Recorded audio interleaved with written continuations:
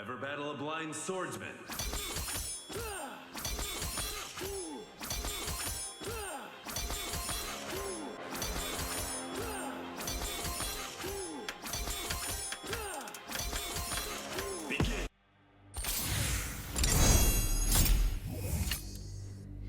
What's up, everyone?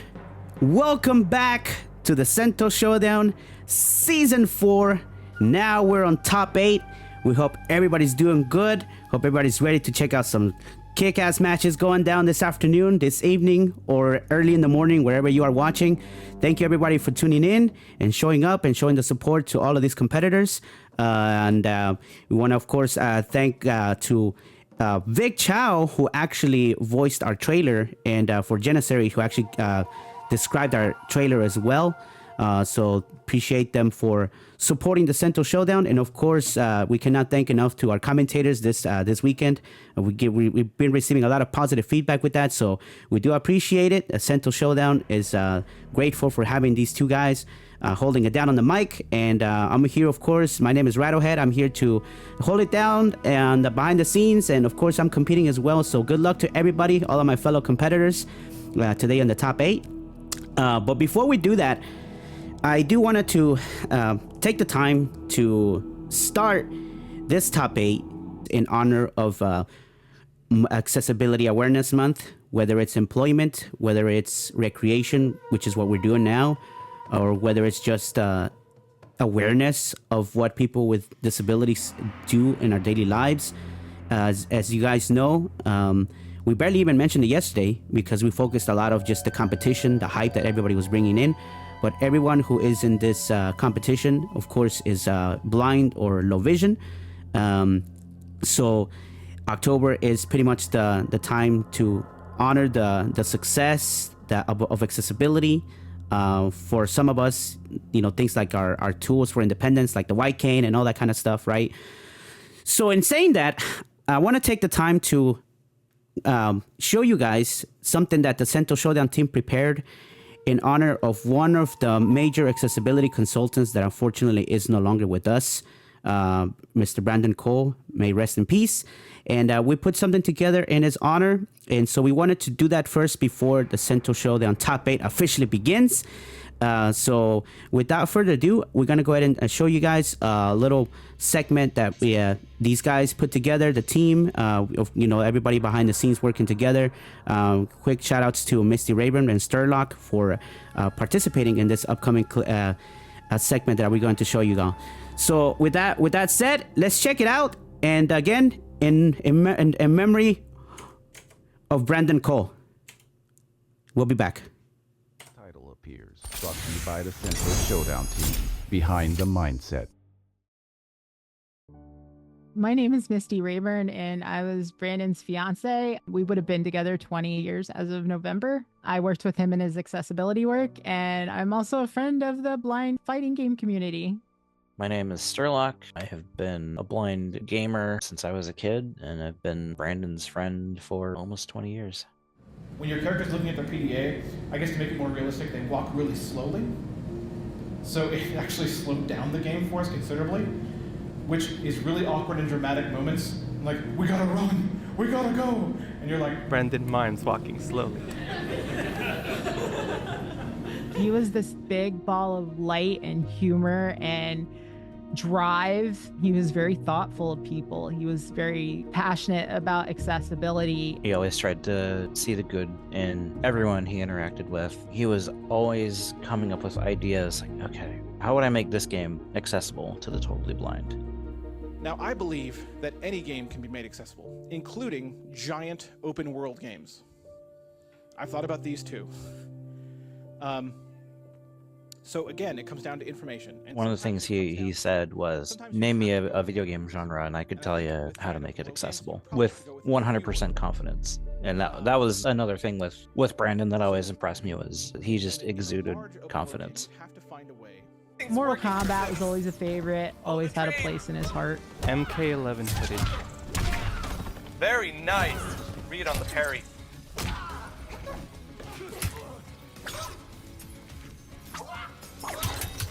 I turned into that sports guy. You know, the guy that like yells at the TV like, "Come on, you know, I was that. I was screaming at the top of my lungs. Alexis, back off. Nice whip punish. He knows it's coming now. He knows. He's ready. Drops his combo. Good block on the fatal blow. Yes, Brandon's Lou would have showed up. The jump kick. Loves everything. It would have showed up. He blocked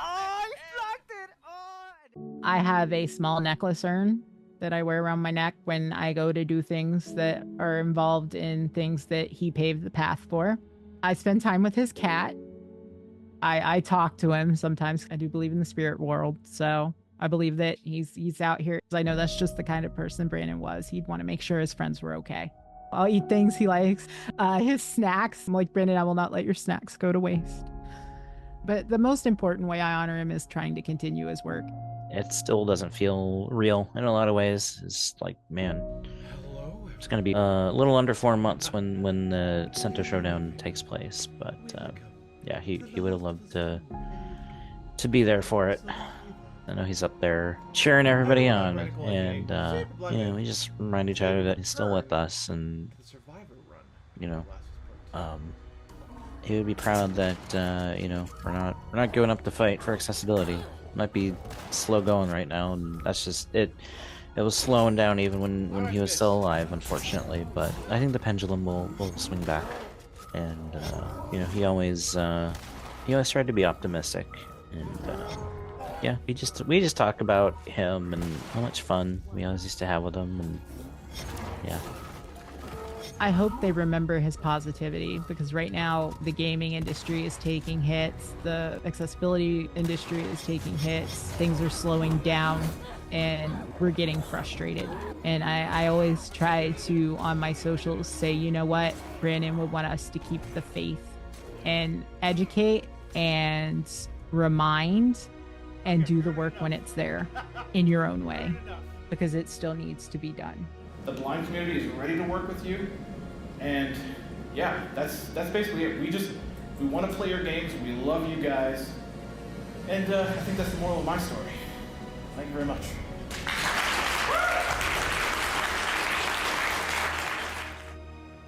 Words appear in memory of Brandon Superblindman Cole, born February 26, 1986, passed June 29, 2024. A picture shows Misty and Brandon. Brandon wears a shirt that says, "I paused my game to be here."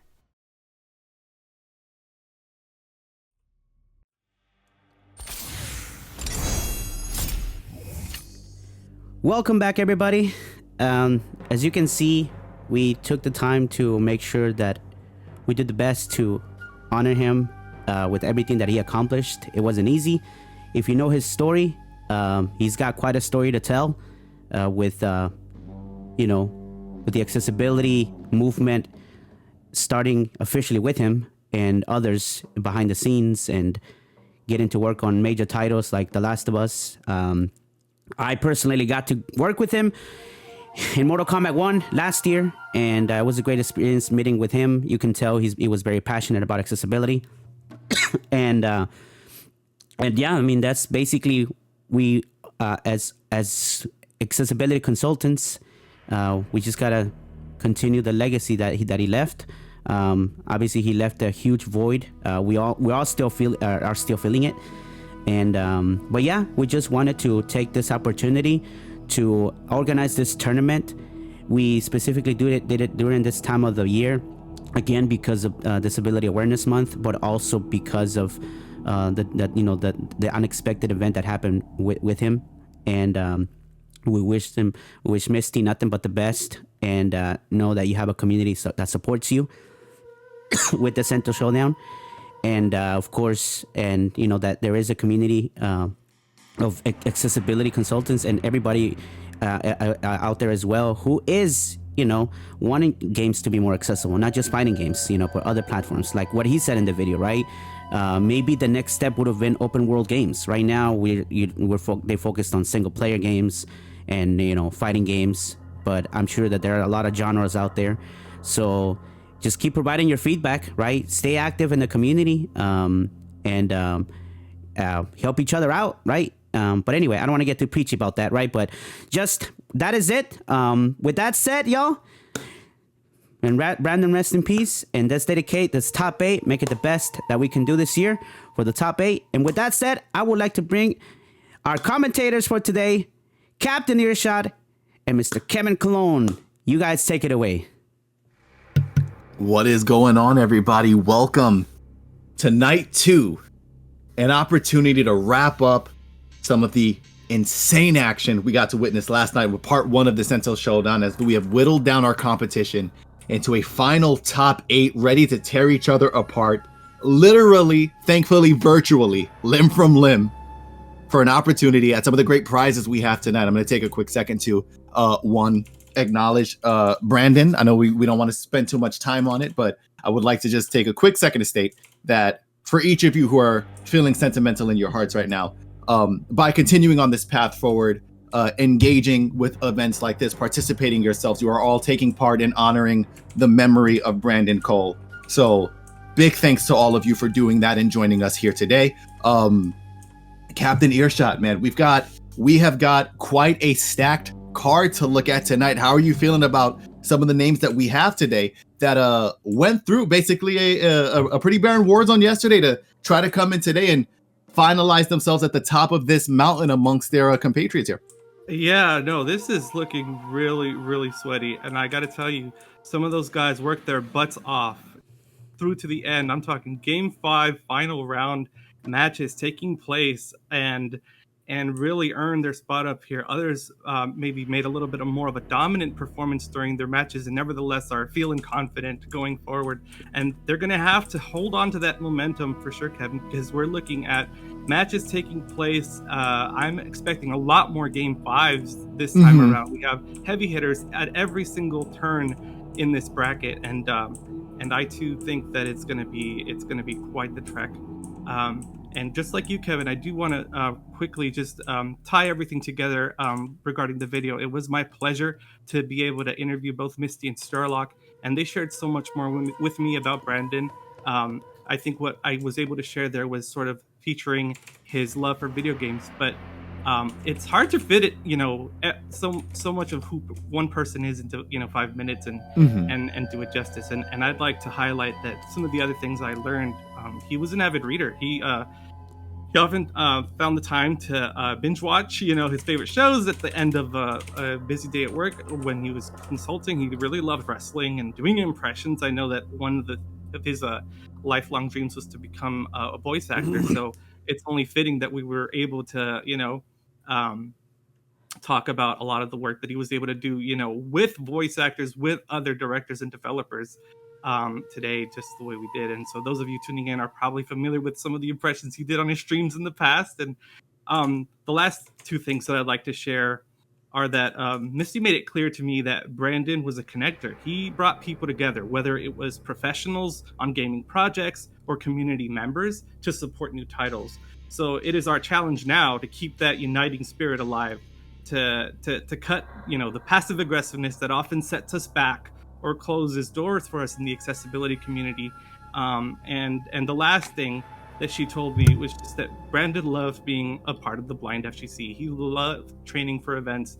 He really likes supporting what we do, and we should remember that when we move forward in welcoming new players to the scene, being as welcoming as possible, being open to learning from each other as we go along. And so, yeah, really just wanted to tie that conversation together, and just mention some other things that I think are important regarding that conversation. And so, kind of segueing back, talking about our players. So really, congratulations again to everyone in top 8 for making it. You have all earned your spot to be here. I, as a fellow top 8 placer in the past myself, cannot express how proud I am to see the new era of Sento Showdown champions, fighting it out. And so there's just a personal feeling coming out from me in that aspect. And so we do have for you all the pairings for the first 4 fights set up. The bracket is live. We do have 2 versions that we're following. There was a little bit of a hiccup yesterday that we were able to sort out. So what we've done is create a list format bracket that is accessible for players to look at. It does list the first 4 matches, which we will be going over in just a moment here, and as well as the challenge bracket, which we will be updating manually just to reflect the wins. So for the rest of these matches, we'll be following the same format as yesterday, double elimination. There are 4 players who have not yet lost a game, or a set, I should say, and are in the winner's side of the bracket. And there are 4 players who will be in the loser's side who have lost 1 set and are awaiting to make it through. Some of these guys will be playing for tournament life. So if they lose, they're out of the set.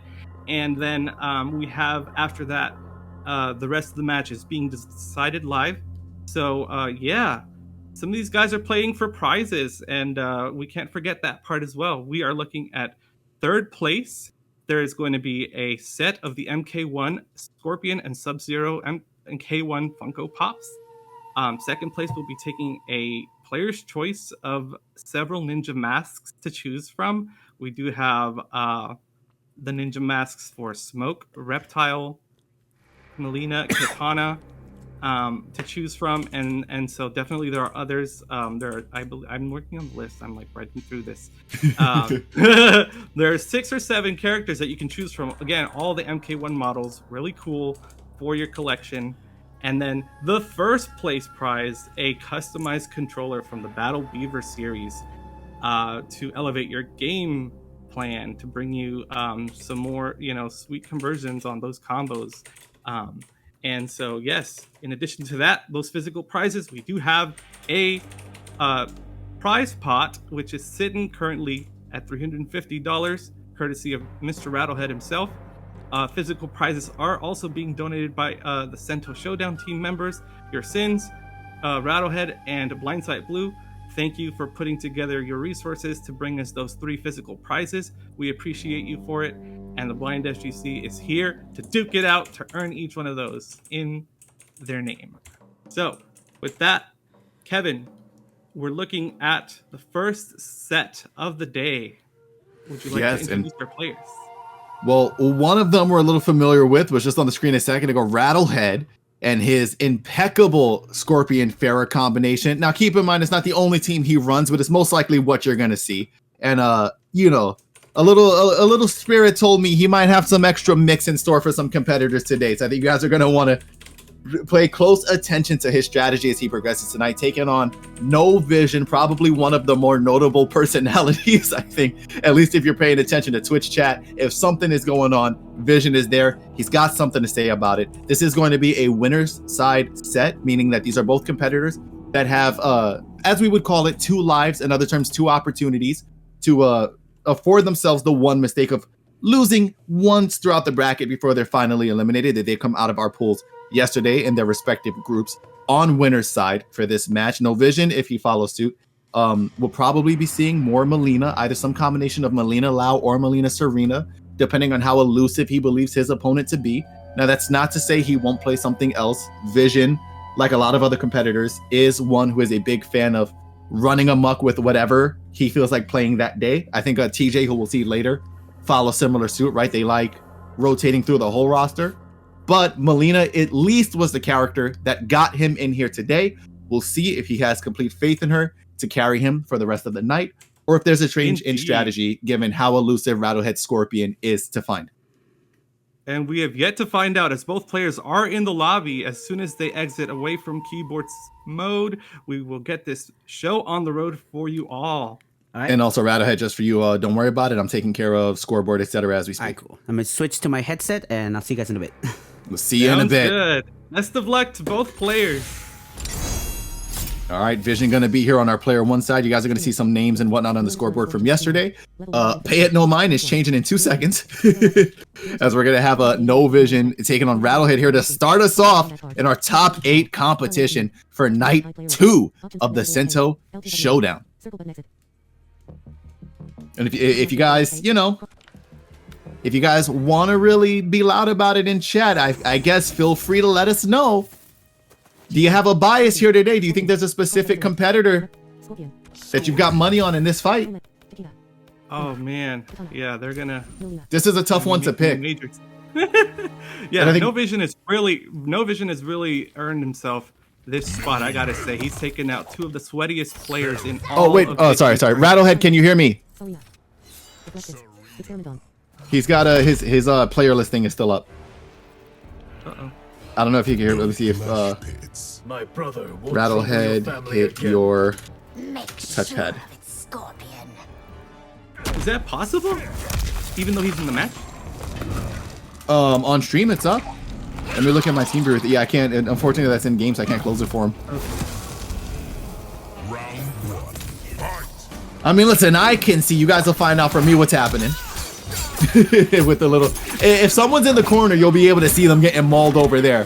But Rattlehead's looking a little too clocked in right now, and goes for the throw combo, Scorpion back throw into the Pharaoh overhead. He's gonna net himself close to about 25% damage with this. 236. And there is the wake up bait. We're gonna look at this damage conversion. Gonna go down 50% health.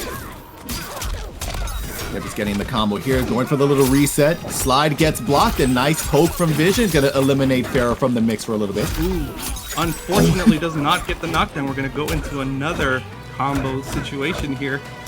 Scorpion looking to get one more combo to close this out. Blocks on the overhead. And nice awareness, goes low there. There's the command grab, grabbing him, working him back toward the corner. Yeah, one of the equally annoying but still like underutilized sometimes parts of a Pharaoh's kit. Not to say that people aren't spamming it, but people do tend to forget about it on defense. You're so worried about the overhead low, you forget the throw is even an option. Nice anti-air with that spear. It's quick enough. It's going to break and put Scorpion back into the corner. Does not let him out. Uses Serena to approach, and then the ball roll for the conversion. Yeah, No Vision just having a small problem with the end of his combos, dropping them there. They've been leading into like pseudo resets for him, you know? I like to say no American ever drops our combos on purpose. They're always American resets. It is costing Vision some exchanges here. And Rattlehead, yeah, just laying on the corner pressure now. Wants to catch up. Remember, Vision took this first round, so Rattlehead's really trying to even up the scoreboard here. It's just going to take a normal back throw. Pharaoh's still on cooldown. Just came back. Vision again pushing pace here. Setting off Fatal Blow with the right conversion. If he can knock this out before Rattlehead gets access to Breaker. Oh, he manages to find it. Special cancel. Yes, it's going to close that game out. Let's see if we can get a hold of Rattlehead really quickly. Fella's got that other headset on. He is dialed in.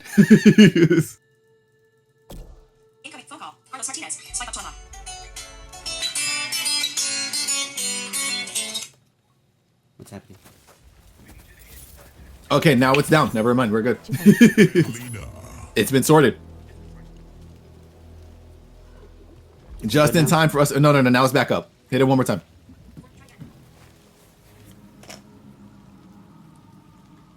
Let me look at this thing here so I can be. Does it look good? Sorry about that. No. Hit your touchpad one more time. There you go. We're good? Yeah, beautiful. Yes. Okay, yeah. cool. Sorry about We that. are good now. Okay. No worries. You're good. All right. Just in time for us to see some Melina cleavage. Ah, jeez. It switched to the outfit on perfect time, and the screen's out. Are those all the different outfits that you like preload that you like favorite on a character? Is that what happens? Yes, if you mark a couple of them as favorites, it'll just cycle. Gotcha. All right, match number 2. Yep, and we're sticking it out with the teams. I'm sure Vision doesn't mind this, given that he just secured a first game victory. He's gonna hope that momentum continues in his favor. And now with the low overhead Oki, the classic. Oh my god. It's worse too because Rattlehead, I don't know if he was trying to preemptively stop an overhead, but he woke up blocking, and Vision perfectly timed the throw on it. Yeah, that's giving them the elevated damage, but Scorpion Pharaoh gonna make quick work of this comeback. Melina in the corner. Yeah, perfect answer to Serena, at least shutting it down to some regard. And now we're sniping at the legs. Rattlehead really trying to snipe out this full screen spear if he can find it.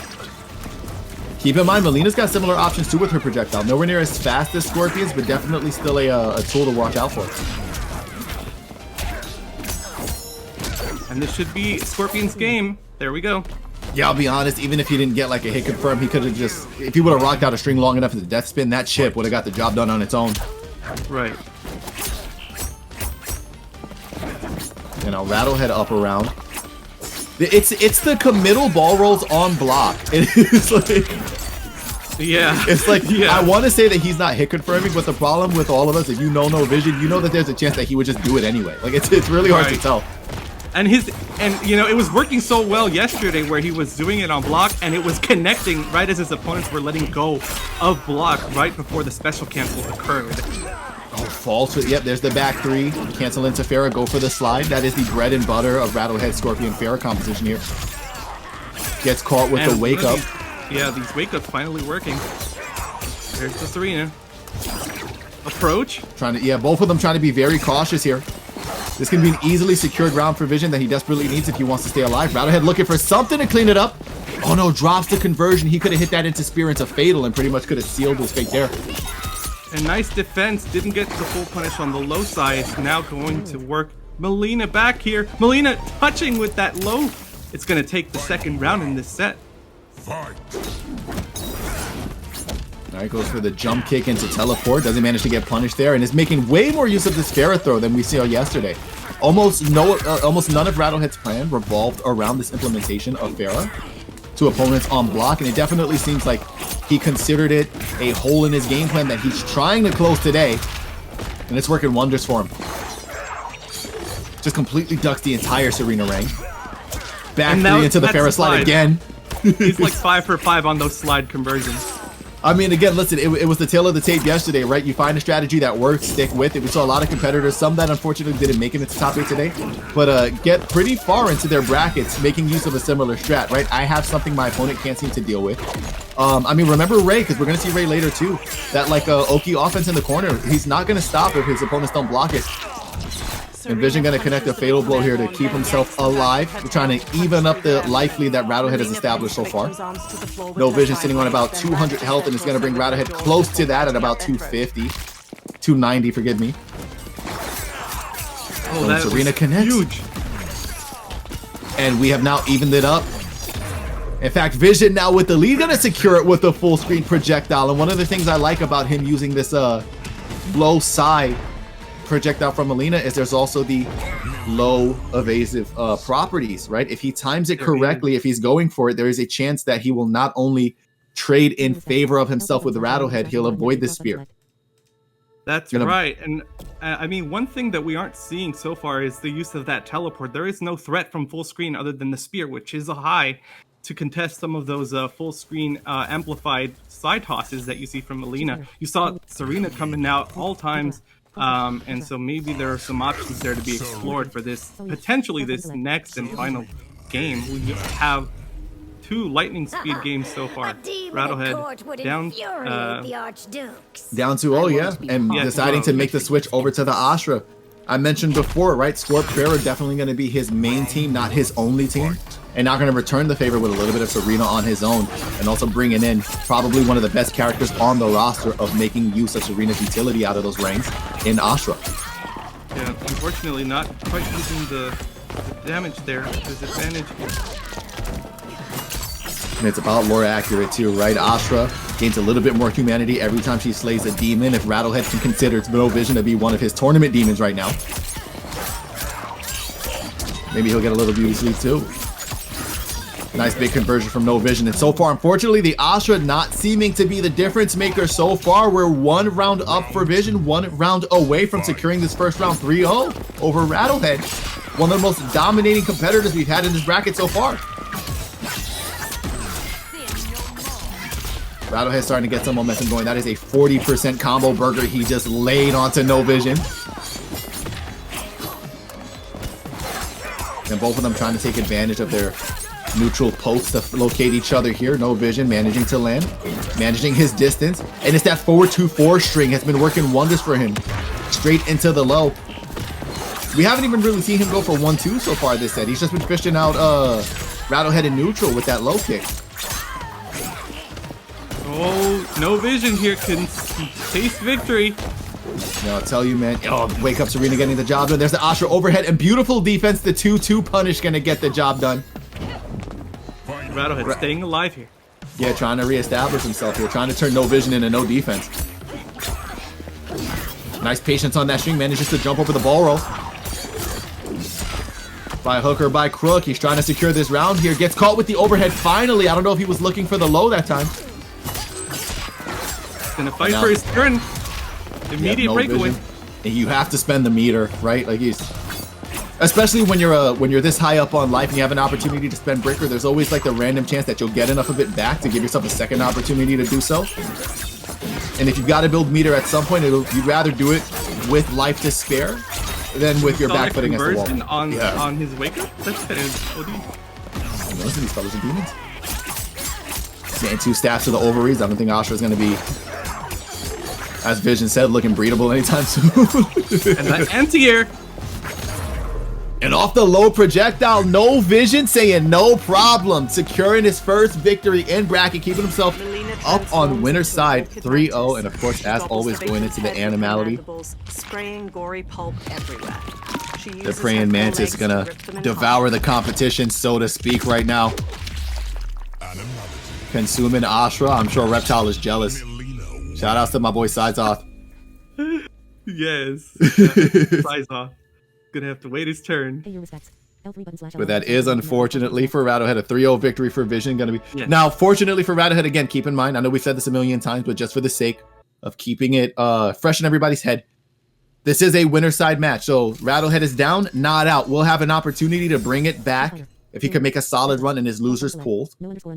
And if we talk about losers run, remember Blind Press were probably one of the most notable losers runs that we had yesterday. Managed to qualify for top 8 after suffering a similar down 3-0 fate last night on stream.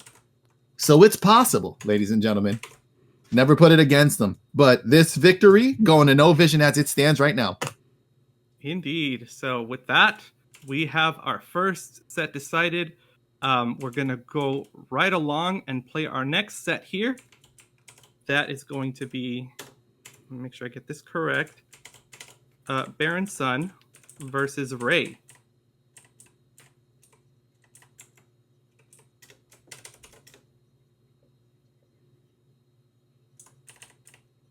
Also a winner's match. Yes, and this will be most likely another case of seeing Ashra from Barren. Okay, sorry, Rattlehead's on the PC. I'm gonna get off of your remote thing. Yeah, probably gonna be seeing more Ashra Serena. Ray, very, very strong and dominating run, qualifying for top 8 on winner's side.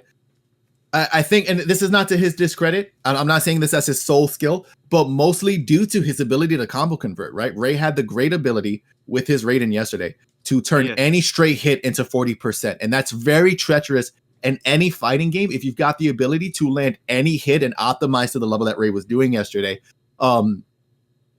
really, really strong conversion potential from him. If he hits you, it's going to hurt. It's going to lead into sequencing. If you guess wrong, it's going to hurt again, right? It's different from, oh my God, excuse me. It's different from the other competitor that we had yesterday playing Raiden, where it was Raiden Kano, right? Sticking more to the meta strategy. We're just solely looking for damage here. And Rattlehead, really quick, are you AFK? Just want to confirm before I get. I am AFK. We're good. Excellent. Okay. Yes. Thank you, sir. Continue. Now, with that combo potential and that damage potential, the caveat is going to be, while we can tell Ian forward 4 all day, right?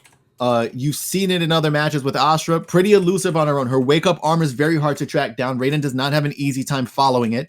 He's got the ability to, but it's got to be preemptive and you've got to be on the money. Otherwise, Astra can kind of just get out of jail for free in a lot of situations. She's also got a great ability to contest Raiden in damage, because if you guys didn't notice, Asha's also usually hitting for close to 40 burgers every time and does not have to stick her neck out the same way that Raiden does, which I think is the big difference for how she's getting access to her damage and probably the biggest nuisance for competitors dealing with her, right? She's almost never really putting herself into like a punishable situation if she's not full committing to some mix. The biggest mind game you have is like the overhead into the down forward 3. And sometimes you should get punished for that and you get away with that too.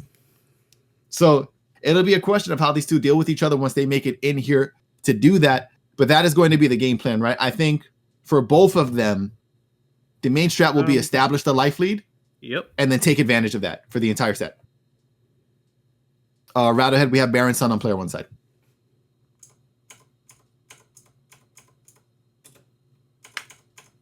And again, keep in mind, ladies and gentlemen, the pressure is on today. We've got $350 in this pot so far. If you guys are so inclined to donate, let us know. We're running all of that through Rattlehead's PayPal. I promise you was going into the pot. I promise you was going into the pot. Let us know. We'll send you that information. You can do so accordingly. But as it stands right now, $350 in the pot. Prizes mentioned before. Custom Battle Beaver controller for player number 1 on top of their prize pool split. Funko Pop for player 2. Custom MK mask for player 3. Okay, and don't forget to stick around throughout the stream if you'd like a chance at that giveaway when it's time to run it. Ray, if you can hear us, you can un-AFK whenever you're ready, and then we're all good to go. Get to watch some more beautiful high-level competitive MK action. I don't know what that was. Okay, so if that if that sounded like it came from your region, you got to tell me. I don't know what that was. Okay, it traveled across the time zone. It was our secret guest commentator, and you guys in the chat can figure out what the name of that's gonna be. You know, yeah. Actually, you know what I was saying, Oscar, for BarrenSun? I forgot completely about the sector piece. Get ready for jump back bomb, jump back bomb, jump back bomb. If you guys are Harry Potter fans, Bombarda. It's pretty much what I would call this here for BarrenSun. It's going to be 50 Bombarders, just rapid speed. I don't think I've seen any competitor in the game spam this move out. And this is a compliment. This isn't me talking about laming out. This is what this character does. I don't think I've seen a competitor in the game spam out that move to the level of efficiently that BarrenSun can. It's honestly impressive. If you did not get the chance to witness it yesterday, wait until he starts dropping bombs today with this sector piece. And of course, as we mentioned, the problem is going to be if Ray can get past those, it's going to hurt. So let's see how effective the keep out is against Raiden. They do have the teleport on deck, should they need it. The teleport and the well-timed Superman, and keep in mind too, Sector's not going to be able to just hover in the air all day, right? Raiden can jump up in the air after her and try to Superman to get through. A lot of these projectiles are not really going to hit unless he's grounded, so he can kind of jump up and ignore them, and he does so here. Ray starting it off. We're going to see a 40 burger pretty soon. Ray with corner advantage against Ashra here. Yeah, but 430 damage to start. Here's BarrenSun now getting forced to box with Sector, trying to keep up. Zero out of play here. And of course, Sector Sub does have utility outside of the counter zoning, but one of the biggest problems with Ray is that he's not going to be sitting other side of the screen chucking projectiles all day. It's not involved in his strategy at all. Oh, that's where it's key. No punishes on those Supermans. Yeah, so that utility is going to be advantage of every chance he gets to get those punishes on something unsafe against Raiden if he wants to maximize the damage the way he wants to play. If he's playing from far away, then every time those Supermans get blocked, they're gonna have to get punished. And now this is one of the great ones too. This is very, very specific to BarrenSun with this team. He's been so effective at using the Sub-Zero parry, one of the newest moves that the cameo received access to. And now he's playing a bit of that counter zoning game. It almost gets baited by Ray here. Able to maintain his cool though. And Ray with the wake-up armor. Remember, if they're a Raiden player, they press. Oh, the telepunch barely missing. And BarrenSun, going away from the zoning strategy, has already seemed to accept that that's not going to be effective for the entirety of the match. Starting to play a little bit of a shimmy game with the sector spacing here. He's slow on the punish, but Ray just not blocking. And BarrenSun, yeah, just beautiful routing there to close that out. Yeah, unfortunately, we did hear those block break, those combo break attempts that didn't go through with on the Raiden player side there. Now it's so, isn't it so evil how the game snitches on you now? Yeah. Once again, we find that Ray has corner advantage. Sector in the corner. It's gonna switch their way out here. Yeah, okay, so this is the thing too, this is going to be difficult for BarrenSun, but it's like when he's blocking Superman, he can get that 1-1 punish with Sector, but he's got to remember to dash in. Yeah. Every time he forgets, yeah, Ray gets out for free. Nice poke to get under this arena. Oh, Ray jumps, manages to land right on the teleports projectile. out of the corner there. The overhead every time. Every time they're not ready. The pokes. Oh, he just goes for it raw. Did he press? No. And is forced to spend breaker now in that situation. And he lands the telepunch, but it trades, so he's not able to get his conversion. That's so unfortunate. That would have been round. Oh, it is. This is so close. Misses the dash up again for the punish. Oh. He's going for the raw fatal. No, it hits! This time it connects! The victim's skull with ice daggers. He headbutts. Sector gonna be taking this first game.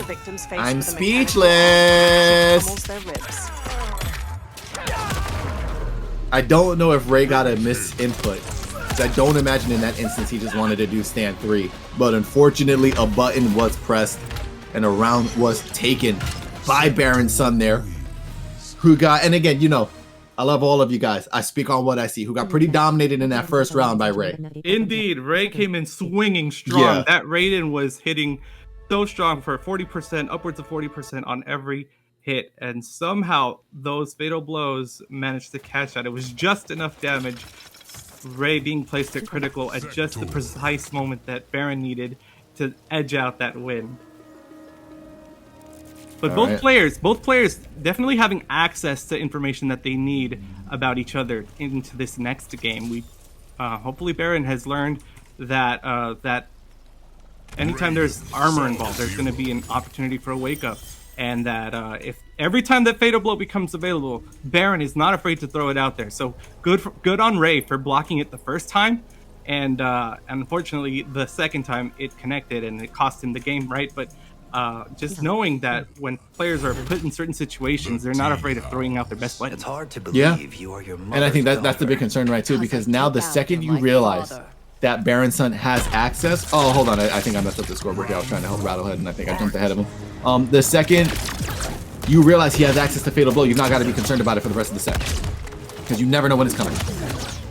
And you learned, at least from the last game, that fella is willing to just press. So...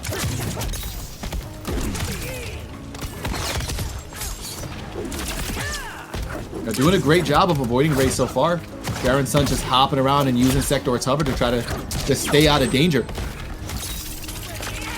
There's the charge.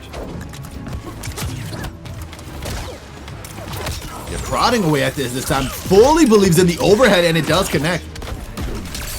There's the wake up. And returns the favor.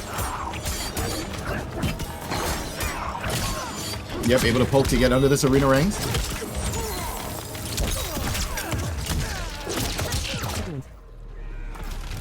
Barren gonna take this first round. Another round.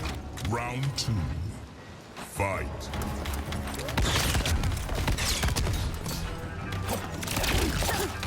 All right. Khaos to try to close the distance. Manages to get his conversion here. We're going in this arena rings off the dial-in. Your match press is right after this.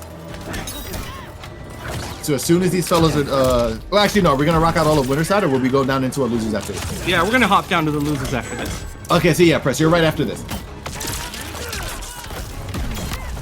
Is that right, Yeah, let's do all of the, because then semifinals, that way to who's going to make it a grand finals. But we can, so what we can do is play winners right now, this match. Then we'll go down and losers after this, yeah. That sounds wonderful.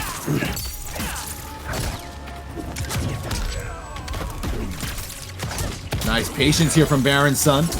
Gonna punish with that forward to 1 straight into Sub-Zero conversion. And again, right, this is the problem. We know fella has access to Fatal Blow here. 33% Burger on board. And now dot damage on Raiden.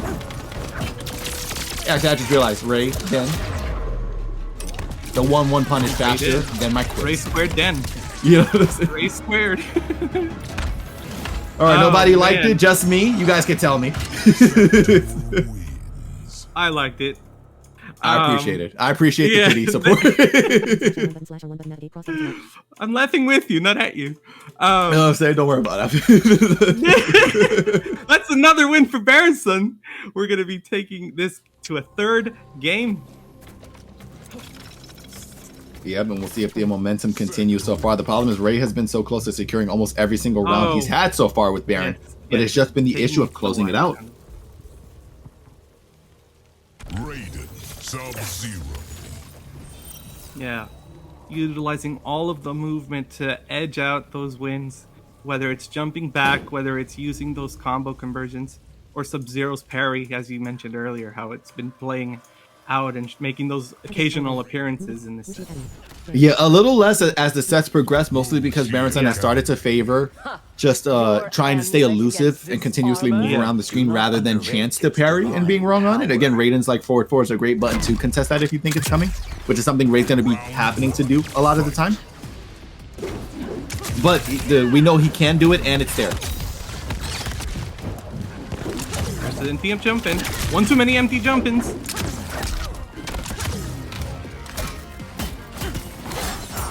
Ray considering some up blocks there. That's kind of shorten the sector or hover game plan if you're just going to continue to do jumping and do attacks, but we'll see. BarrenSun, strong life lead, going into the safe jump mine game. Ray able to defend. To throw away from the corner. There's the teleport. Lands that back too. It's such a sneaky overhead, and they add up. You can't hold 50 of them.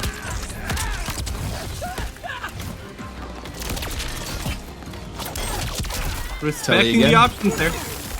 Yeah, we were talking about it. That low kick, that Raiden's go-to is going to be a great contest for the attempt at the Sub-Zero parry. But BarrenSun with the YOLO telepunch managing to connect, and it sets him up for an end of round scramble that's going to put him up one more round on the board. Again, he's now 1 round away from securing the set 3-0. Will it be the second one of the night on winner's side?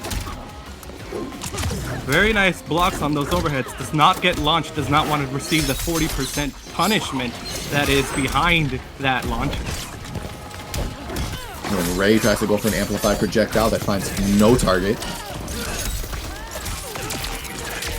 Raiden with corner advantage against Sector here, looking like a convincing round in their favor.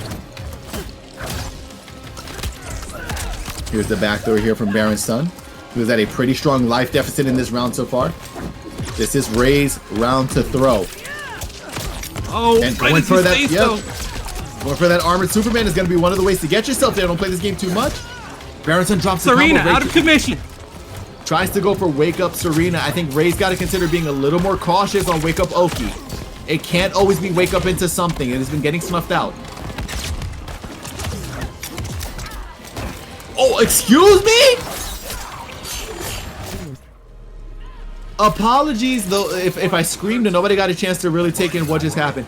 BarrenSun just went for a jump kick into telepunch with Sector, and Ray down-one'd it with Raiden and tried to convert, which means he did it on purpose.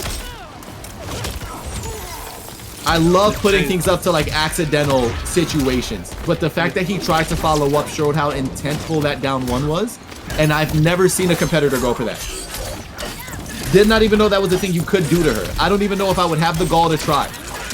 Ray, one of the more ballsy players in this bracket for sure. Not afraid to try things, is getting his damage is worth here. They're just slugging it out at this point. Oh, BarrenSun manages to find a straight hit there, isn't able to fully convert it. And Ray with the conversion into Serena, gonna get himself on the board now. He's now got himself a little bit of life left. BarrenSun still up, but now only up 2-1 instead of 2-0. And I have seen a plentiful amount of comebacks happen exactly this way. This is going to be the beginning of the reverse sweep. Yeah, I am also predicting a game 5 here. No, Vision, you don't. There are 2 more matches before we even get back to you. So funny thing, I actually put on the name Casual Ray because that's what he calls himself. That's what I have here. I like it. Sector.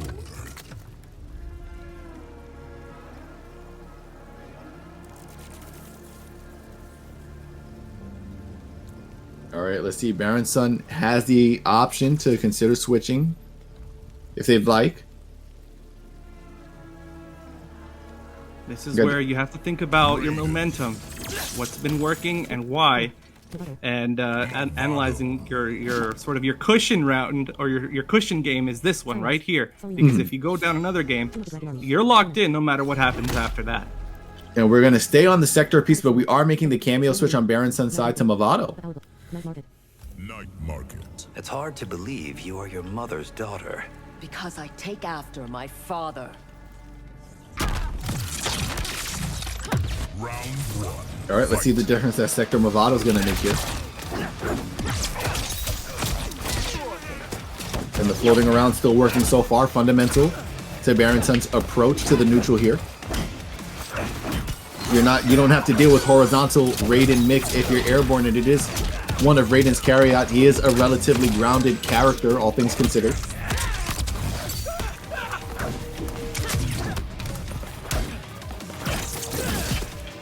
Nice block from BarrenSun. Everybody's been falling for that overhead. Manages to block it here. Gets his Movado convert, but isn't able to pick up.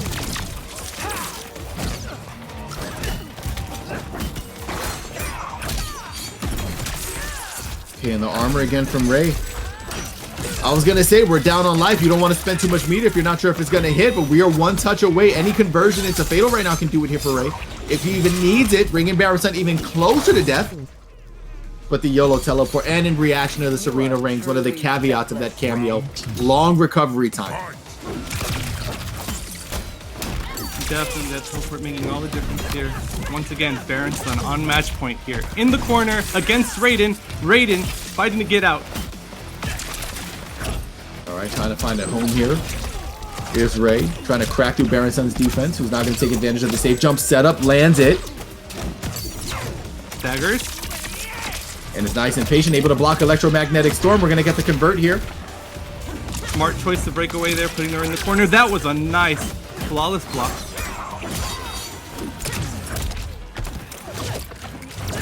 Oh, almost had the opportunity to whip punish there, but that string so far forward advancing for Raiden. Still going to be able to pick it up regardless, and he's going to get the conversion here. The low conversion. Tellies themselves out, and Ray refusing to die. The evil lord of Thunder. Oh my god, what? Okay, I've never seen better of like went for the telly and Movado just yoked him up by the neck and said, "Where are you going, buddy?" Quarter of the health gone here. There's the low confirm. And swiping out at Sector's feet here. Going to convert this into a big 40 bomb. What a shocker. BarrenSun still has some life left to play with here, though, but these arena rings are going to be problematic. And on defense again, able to poke under, avoids what looked like an attempt at an amplified Electromagnetic Storm. And BarrenSun, if he can make the comeback here, can still lock this round out. Remember, he's still up 2-1. Nah, Rage is going to yoink her up by the shoulders. He said, "My friend wants to talk to you." Serena taking a little bite out of crime. Indeed, Serena gonna take that game in Raiden's name. We are now tied up 2-2. Listen, one of the first things that Earshot said when he got on commentary was, "Let's see how many more game 5s we get today, given how much more stacked the competition is going to be in this top 8 bracket, how hard these competitors fought to get here." Game 2 of the night, and we're already sitting on one.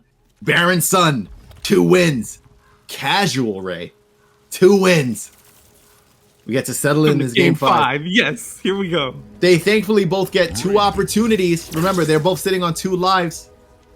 But one of them going to get eliminated here and sent on to the loser side, where the pressure gets multiplied. Oh, tenfold. You don't want to be stuck in the lower bracket at these stages. Casual Ray potentially looking at the Reiko pick? Sorry, BarrenSun, I mean, potentially looking at the Reiko pick? The Reiko pick. Alright. Decisions must be made. Dude, we're hovering, we're thinking about it. Or we're baiting. I don't know, BarrenSun, the king of bait too. Looking at Rain.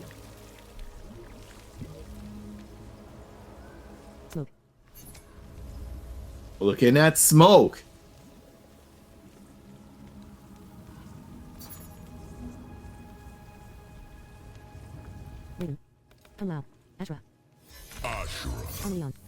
What was it? Was it Daddy No Vision you want to be called?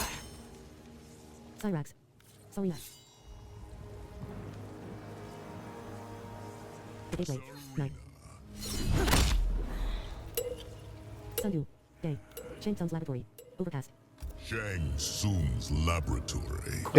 has escaped Lei Chin. Monkey or monkey But we vision? are in grave danger. Oh my god. Absolutely not. Round one. Fight. All right, BarrenSun making the switch over to Ashra.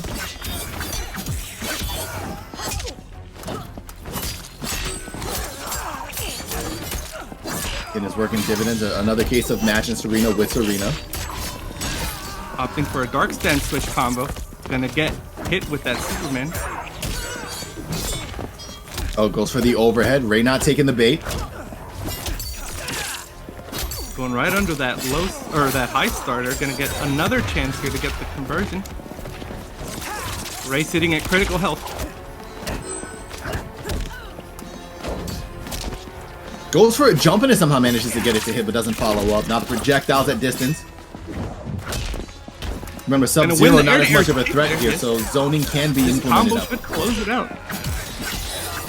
And it does. BarrenSun up around. Started with the original momentum lead, now is trying to re-secure it here. And again, remember, Ashra, one of, not the only, but one of the more annoying characters to have to chase in this game.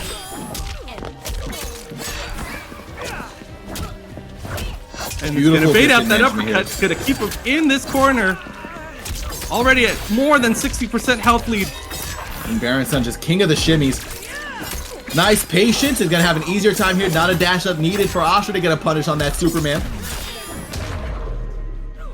And that's what we in the biz call a ghetto flawless. It was so close it might as well have been. BarrenSun realizing that a change of pace was needed and found home in his OG Ashra. Gonna be moving forward here over casual Ray. Nicely done. Ray putting up one of the sweatiest fights so far here in that game 5. And gonna have Baron win out. And that secures our next match for a little later on between No Vision and BarrenSun for a spot in the grand finals. Yeah, but we'll see which one of those competitors is able to secure it when we get to that. That'd be so good. Yeah, I know. I can't wait. But before we get an opportunity to push forward and see how that goes, we're gonna we're gonna dip our toes in a different side of the bracket here on loser's side, where the stakes are a little higher. Now the chances at prize pools statistically are a little different. For all intents and purposes, we'll say the same, but you've only got one life to work with here. So we are now at a point where with these next 2 matches, whatever competitor loses is out for the count and out for the night. Our first 2 up to bat in that regard. It's going to be Blind Press, who I'm assuming, get ready to see more Ashra, okay? She's been practicing. She's been pretty dedicated to that character. A switch would surprise. I've been surprised before. But if I was a gambling man, I would put money on the Ashra Serena pick. Prince J, fan favorite yesterday with the Havoc Jax combination. And as I was updated when I asked the Havoc loyalist from the beginning of the game, which means the change in meta in his favor now, well deserved and well earned, because this fella has been playing one of the worst characters in the game for the majority of the game, and now is able to take all of that knowledge with a combination of new tools, high damage, better frame data, etc. and come in. That's gotta be a good feeling coming in with a character that's received a little TLC and finally getting to make him shine. You should see how many more wins I got with Quan after they buffed him. I played vanilla stinky Quan Chi like for when he came out, and he was just dookie. Then they gave my man like 7 more moves. All of a sudden, I was killing 60% more people. It's such a game changer to get access to tools like that. And for Havoc, pretty strong tools. He was already an awkward enough character to deal with. Now he's worse. And honestly, guys, be thankful that Prince J isn't playing it with the Movado piece and just being uber racist about it. Is playing it with Jax and is giving you a fighting chance. Giving you a chance to get out of jail. We do have our players in the lobby. Prince J, you may exit AFK and we can get this show on the road. Also, Rattlehead for the record, Blind Press will be on player 1 side. Cool, got it.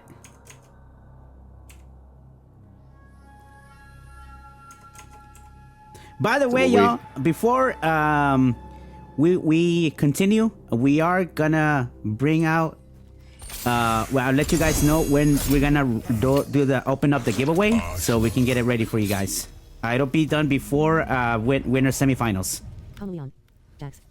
Jax. Reflected. Experiment on. New fortress. The maze. Night. The maze. The maze.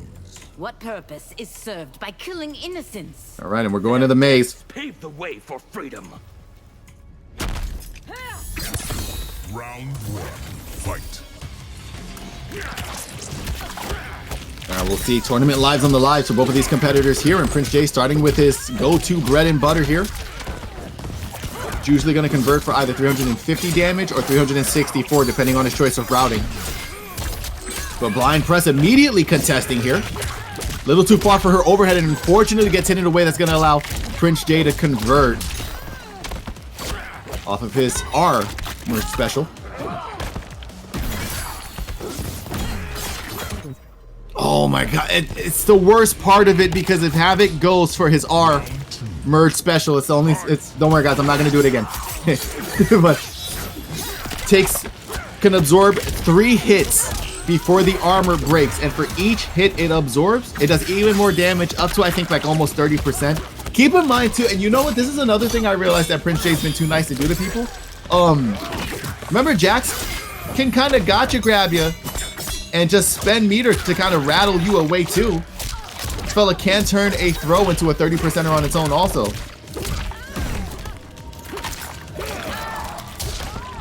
Oh, and that's pretty much the guaranteed here. No, never mind. Blind Press able to get herself out, but it cannot get through the armor. So this is going to be taking very 2 wins there in the same way.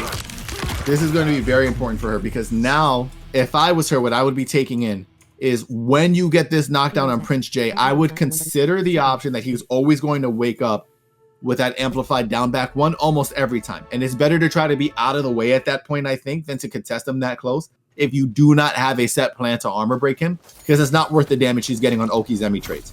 They're just not working out in her favor. Jax. Tomb of the Dragon Army. Why seek Sido's downfall? Because its order is actually oppression. Round 1. Fight. All right. And we do see the Serena making the opening move here. Yep, and this is the thing too. Blind Press is showing, she's showing signs of life and a capability of being able to box here, but honestly, don't forget, half of the Ostrich Arena strategy is that you can get a life lead and play runaway. It might be more favorable for her to kind of like establish a bit of that and then just force Prince to chase after her. Jax isn't really the cameo that's going to help him close the gap that easy.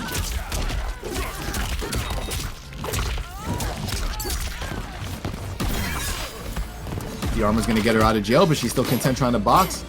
And that's 5% jib for blocking that. Here's the throw at the end of the string, and now yeah, Prince J gonna look for anything. Blind Press trying to armor out, but does not have the sufficient amount of life to absorb that damage.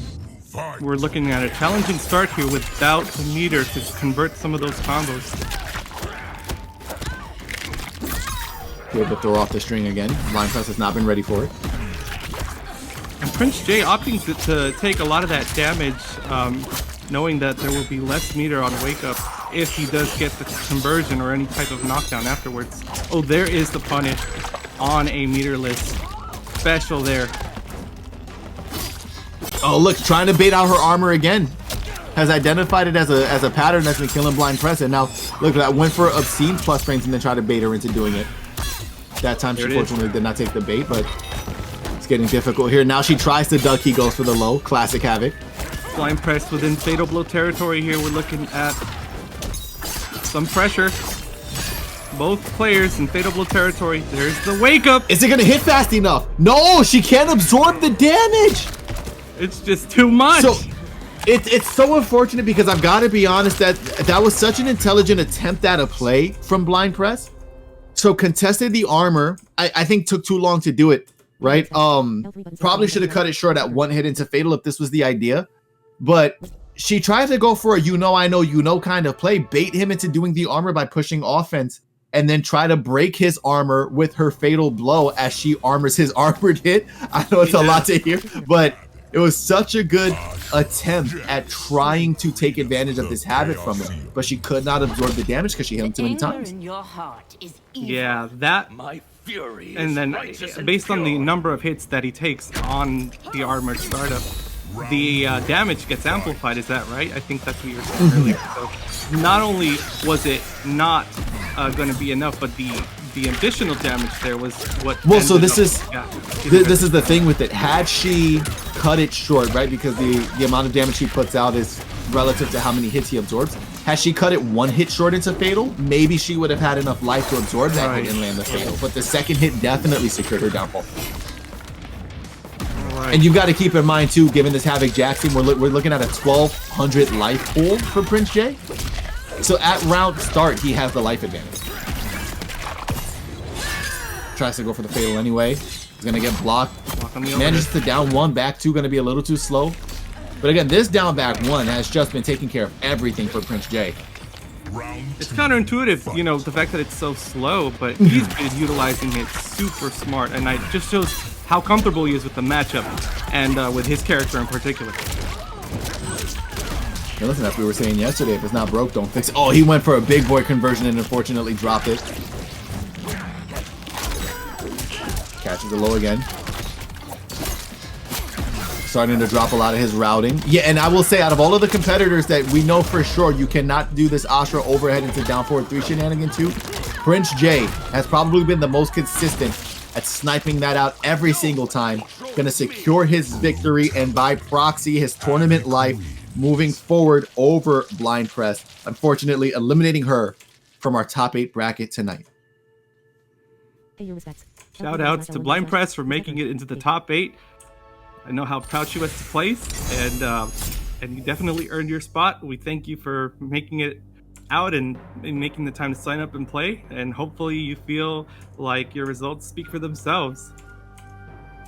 But Prince J is going to take that and move on in the bracket. We're going to be securing Prince J's opponent in just a sec.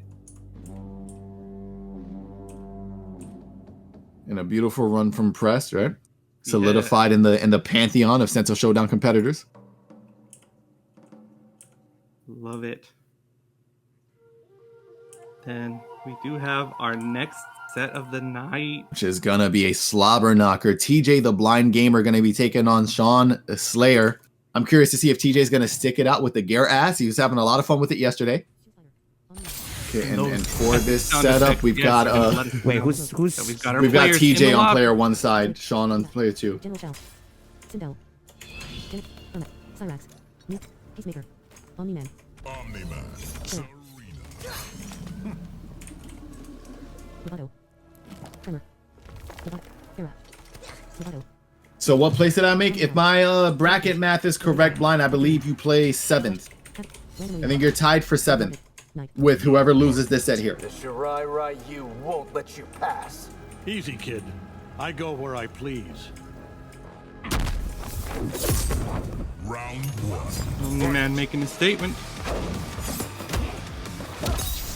All right, yeah, and we were curious whether TJ was going to go for the Gare ass pick, but remember, again, one of my hypest sets from yesterday, I was losing my mind over it. TJ versus Blindside Blue. The Omni-Man Janet is what secured it for him. When it came down to brass tacks, he has to switch off and lock in. Maybe he's just decided it's time to really settle into the team. And as we mentioned before, if the character can yoke you up somehow, TJ's a fan of them. Omni-Man does have that hover throw. Anticipating a wake up there, it's going to just eat his damage. And I will say, because one of my friends who was in chat yesterday thought he was so entertaining with this joke, I'll give you guys one more chance to react to it. Had a question for the Blind FGC and said, maybe I'll toss you into the sun. I'm laughing at the thought of how proud he was of himself. If you can't see smoke already, do we even have to spend meter on the invisibility setup? Was his question. Oh, you guys let me know. That's such a free saver on resources. However, and I'm probably not going to tell this story as well as those who know it better than me. There was a situation where another visual player, someone who a sighted player, was dealing with a blind FGC player who played smoke and was talking about how difficult it is to play against an invincible character. And we're like, welcome to a day in our life, buddy. So there's that. With that, you shall. Smoke annoys everyone at different levels. Yeah, and listen, so far, his punishment is paying the price right now, surrendering that round to TJ the Blind Gamer, locking it down with the Omni Janet piece for round 1. Indeed, TJ. And all of the aquatic memes reappearing in chat once again. Well, that's what I'm saying, Blind said. If you ever see a fella in this chat by the name of Silver Sandbag, y'all make sure to tell him when he gets in here. Maybe there was something to it. Shadow boxing, don't be racist. A weary soul seeking absolution. Sean making the switch to Ashra. Ashra being a recurring pick in this top 8. Yeah, I think it's, and this is the thing, outside of like the visual disability, just her great ability to try to connect with a character anywhere on screen, that sword will find its target every single time. And if it cannot, Serena will. I'll try to commit to the overhead piece.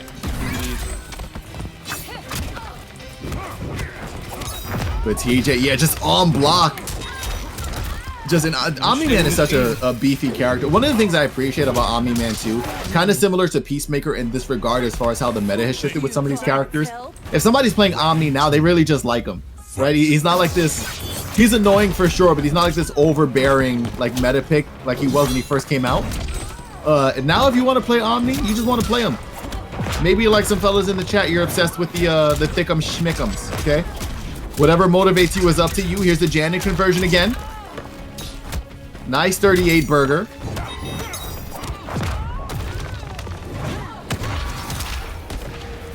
And Asha just looking like a training dummy right now. There's no way that jump in punch managed to stop the Omni-Man teleport. It's cool.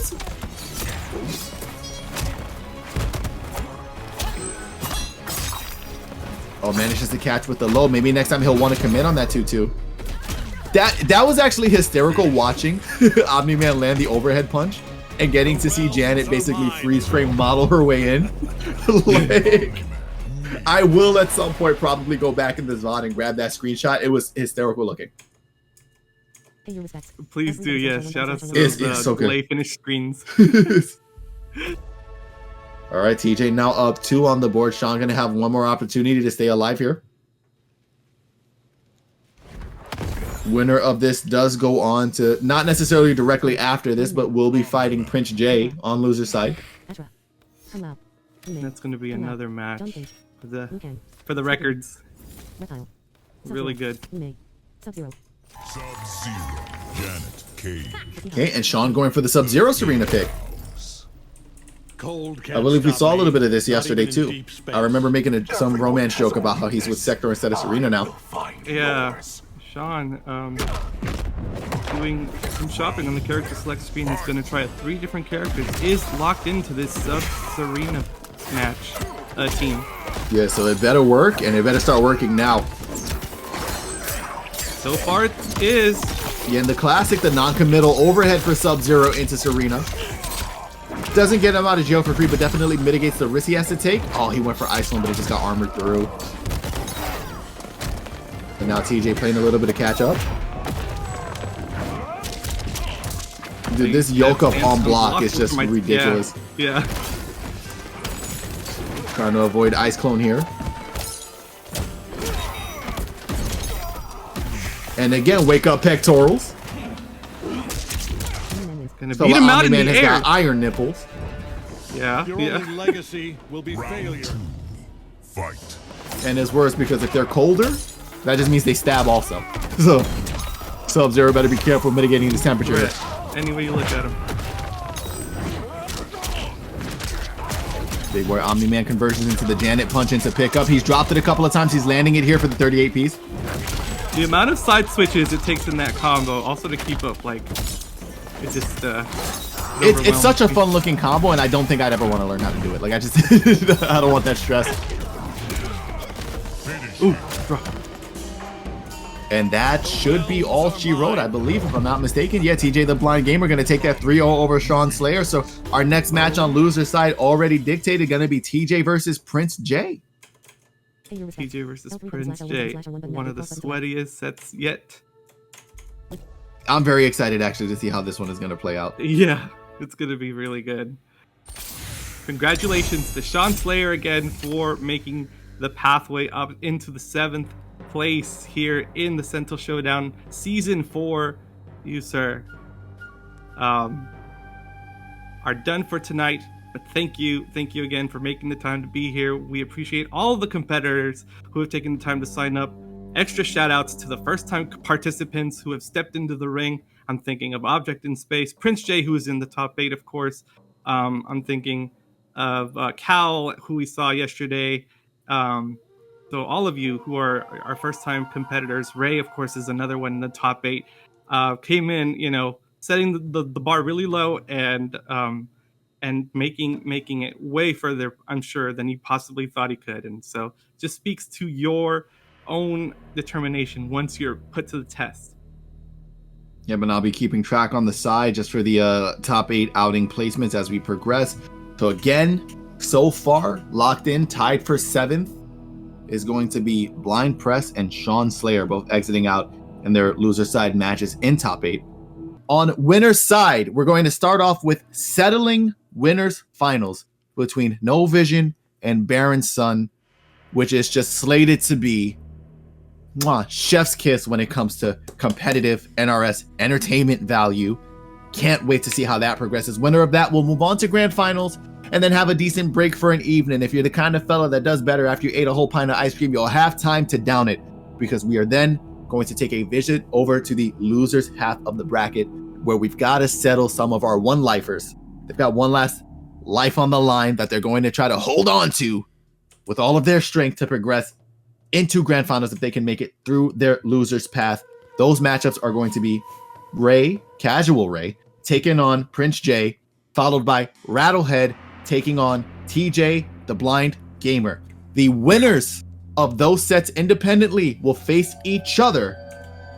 We will then go on our final break, and when we come back from that break, we will settle losers finals and grand finals to solidify our top 8 competitors for the evening on Season 4's Sento Showdown. So again, to get things started, we're going to be looking for No Vision and BarrenSun, so we can settle out winner's side of this top 8 and find out who's going to be the last competitor that gets to hold on to that grand advantage of keeping 2 lives for the rest of the night in grand final side, which I'm sure all of you guys have competed before. If not, you watch a lot of competition. Is one of the strongest advantages you can have, being in grand finals winner's side with extra time to adapt to your opponent if needed.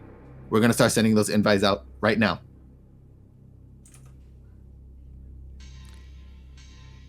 And if you guys have any questions in the meantime, feel free to ask. I'm just going to be over here jotting down a couple of notes as we settle everything, all right? Don't get crazy on me. Don't get crazy on me. All right. Rattlehead BarrenSun is in the Koth on player 1 side, and then we're just waiting for Vision. Got it.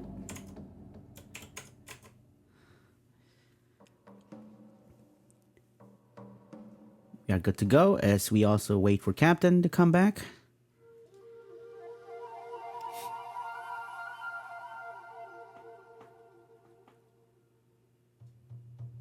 Got the names loaded up already. We're good to go. Just waiting on Vision to show up.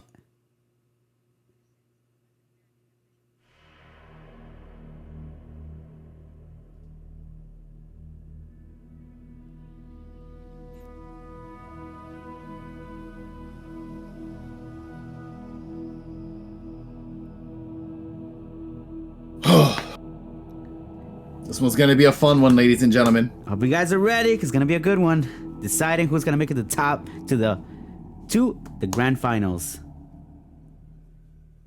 I didn't get an invite. Okay, let me see if I can send you one. I hit him with that Who's invite. missing one? Oh, there we go. No Vision. No Vision? Pretty sure I sent it.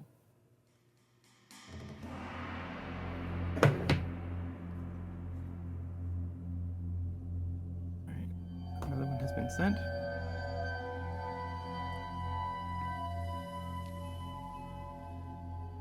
Also, guys, yes, given if there's any confusion about the matches that are coming up, I have a paper cheat sheet in front of me, so feel free to ask in chat. Once I see your message, I'll try to respond and let you know as soon as possible. Vision just made it in.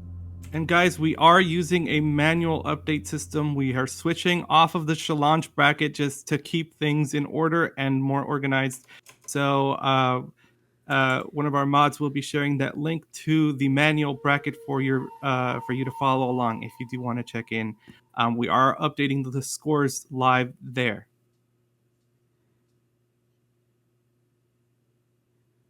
All right, and we're ready to get this action underway.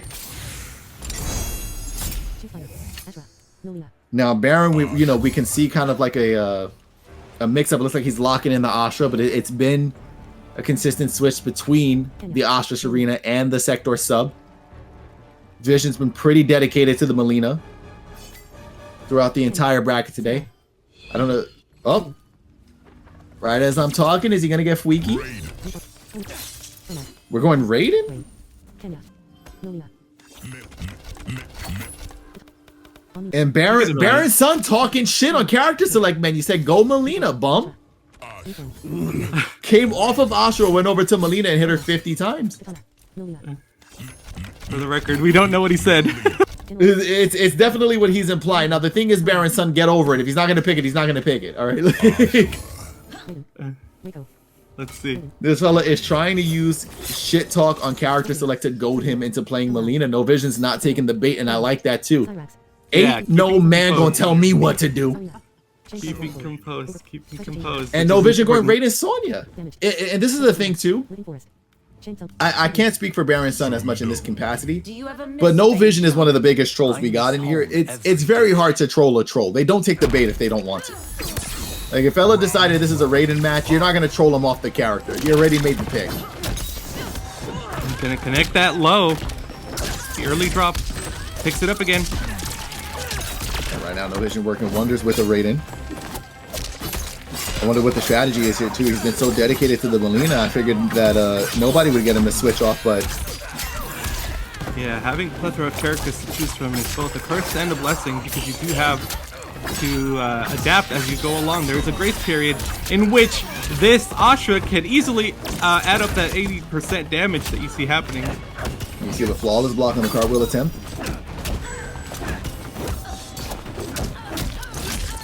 All right, Sonya's out of the.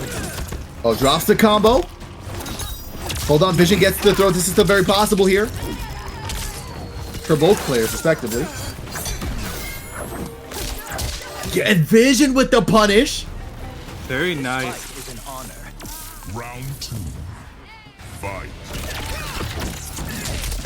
It gets caught with the overhead.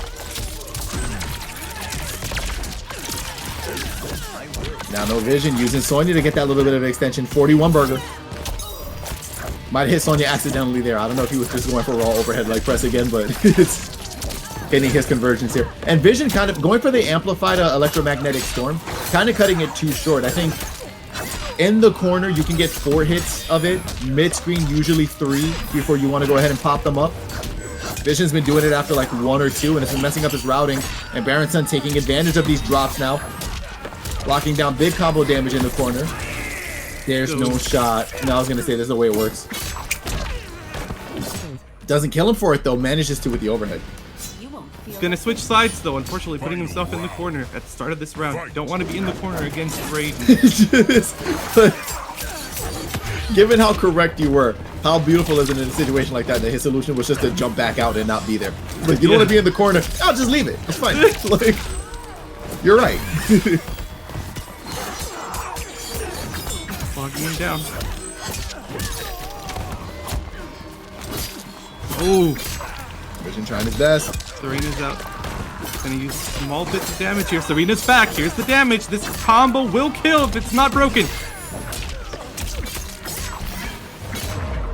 Yeah, and just a second, he got that corner positioning. Oh, and he's teabagging. And he's teabagging. My goodness, he's trying to get in his opponent's head. Vision has got to stay calm and collected here. He's done so every step of the way. Does not need to let this get to him. Barrett is trying all the tricks, all the psychological tricks to get into his opponent's mindset here.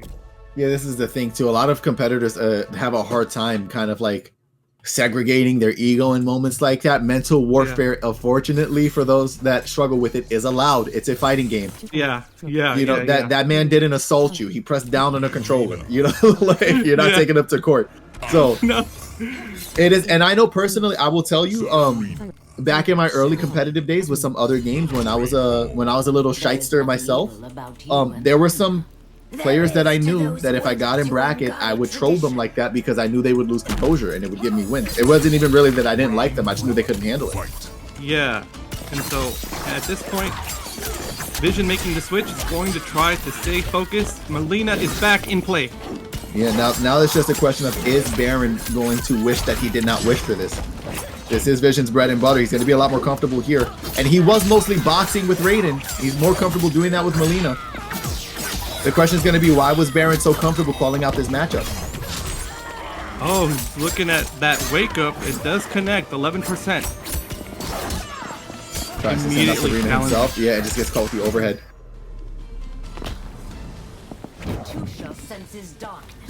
Now, Asher with corner advantage in round 2.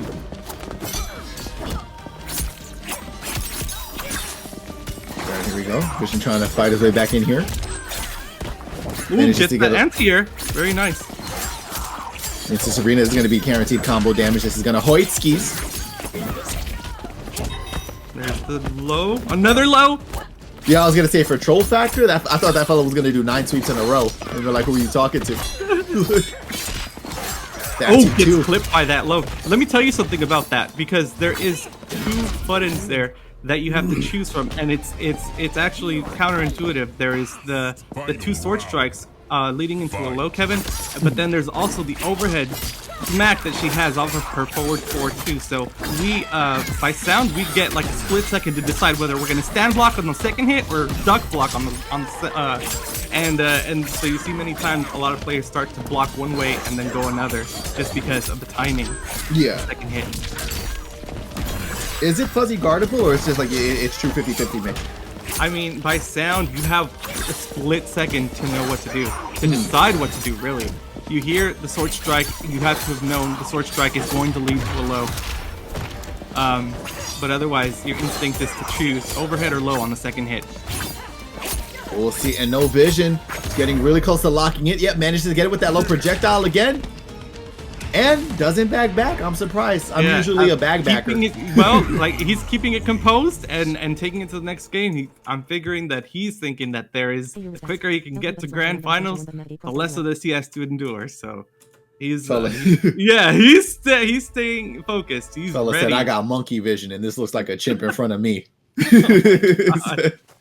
I see low level IQ here. That fella said, you got caught with that low? I heard ooh, ah, ah.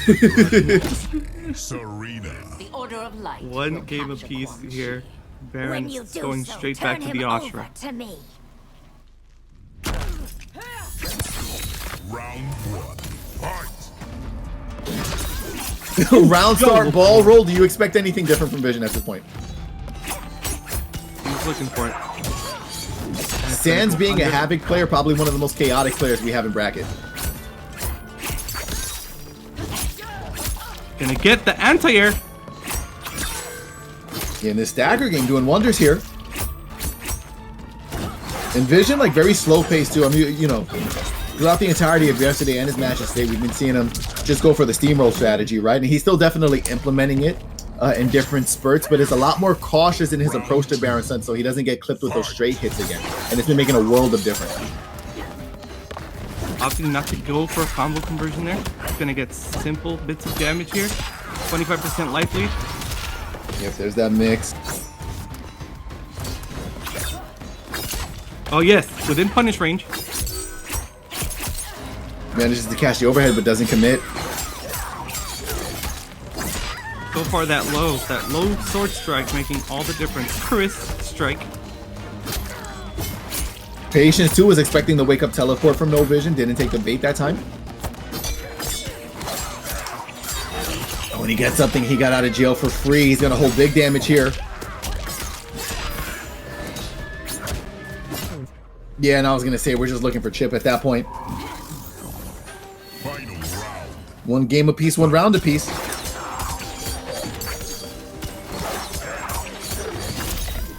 And the ball roll as BarrenSun tries to oppose Vision, going to try to make the most of this as he can. There's the throw here, then switch sides, throwing BarrenSun right back into the corner. Who just jumps out again? Like, just... Yeah. He just gets his back to the wall and just holds it up forward. It's been a non-issue. Backing up here.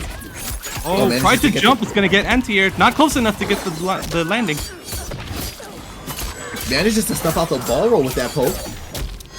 Yeah, that's what he's been going for. Gonna cash out on all the damage. Here's the breakaway. Serena not back in play yet.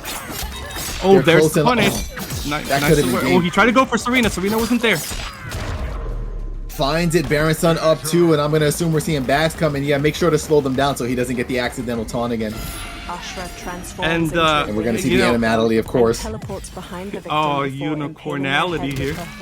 And exhaling a torrent of rainbow fire over their writhing body until they're a charred husk. Animality. Ashra wins. Oh, that my homie Juan Wike. What's going on, King?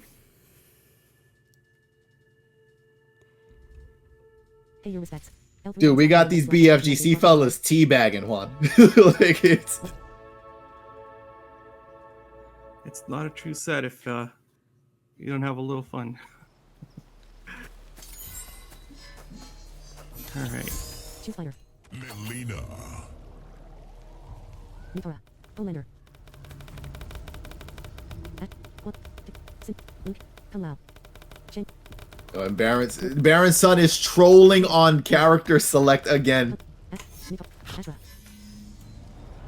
As if he has the option to switch. No Vision is locked in. We're on the leaner. We're ready to go.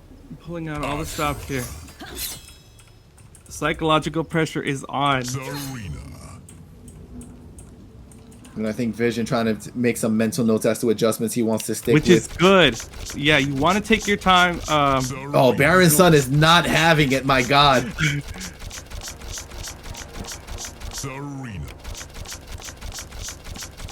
He is... Dude, that fella's trying to take away his ability to hear anything. Oh my gosh. Inevitably, that is what's happening. He's like, if he has his headphones on max, maybe if I blare out his eardrums, he won't be able to identify the mix. And Melina, locked in with Melina. Round 1. Fight. Anti-air. Yeah, he could pick that up. Very nice conversion. Very good awareness. Last time he tried going for the ball roll, air ball conversion and trying to end in the 2 overhead strikes that don't connect once the gravity is a little high. So he ended that combo differently. Here we go. Oh, the overhead. Right into Serena. Yeah, now BarrenSun taking full advantage, just trying to keep momentum going with the mix. 2-2 just connects raw. Vision just not blocking. That's right. Breakaway.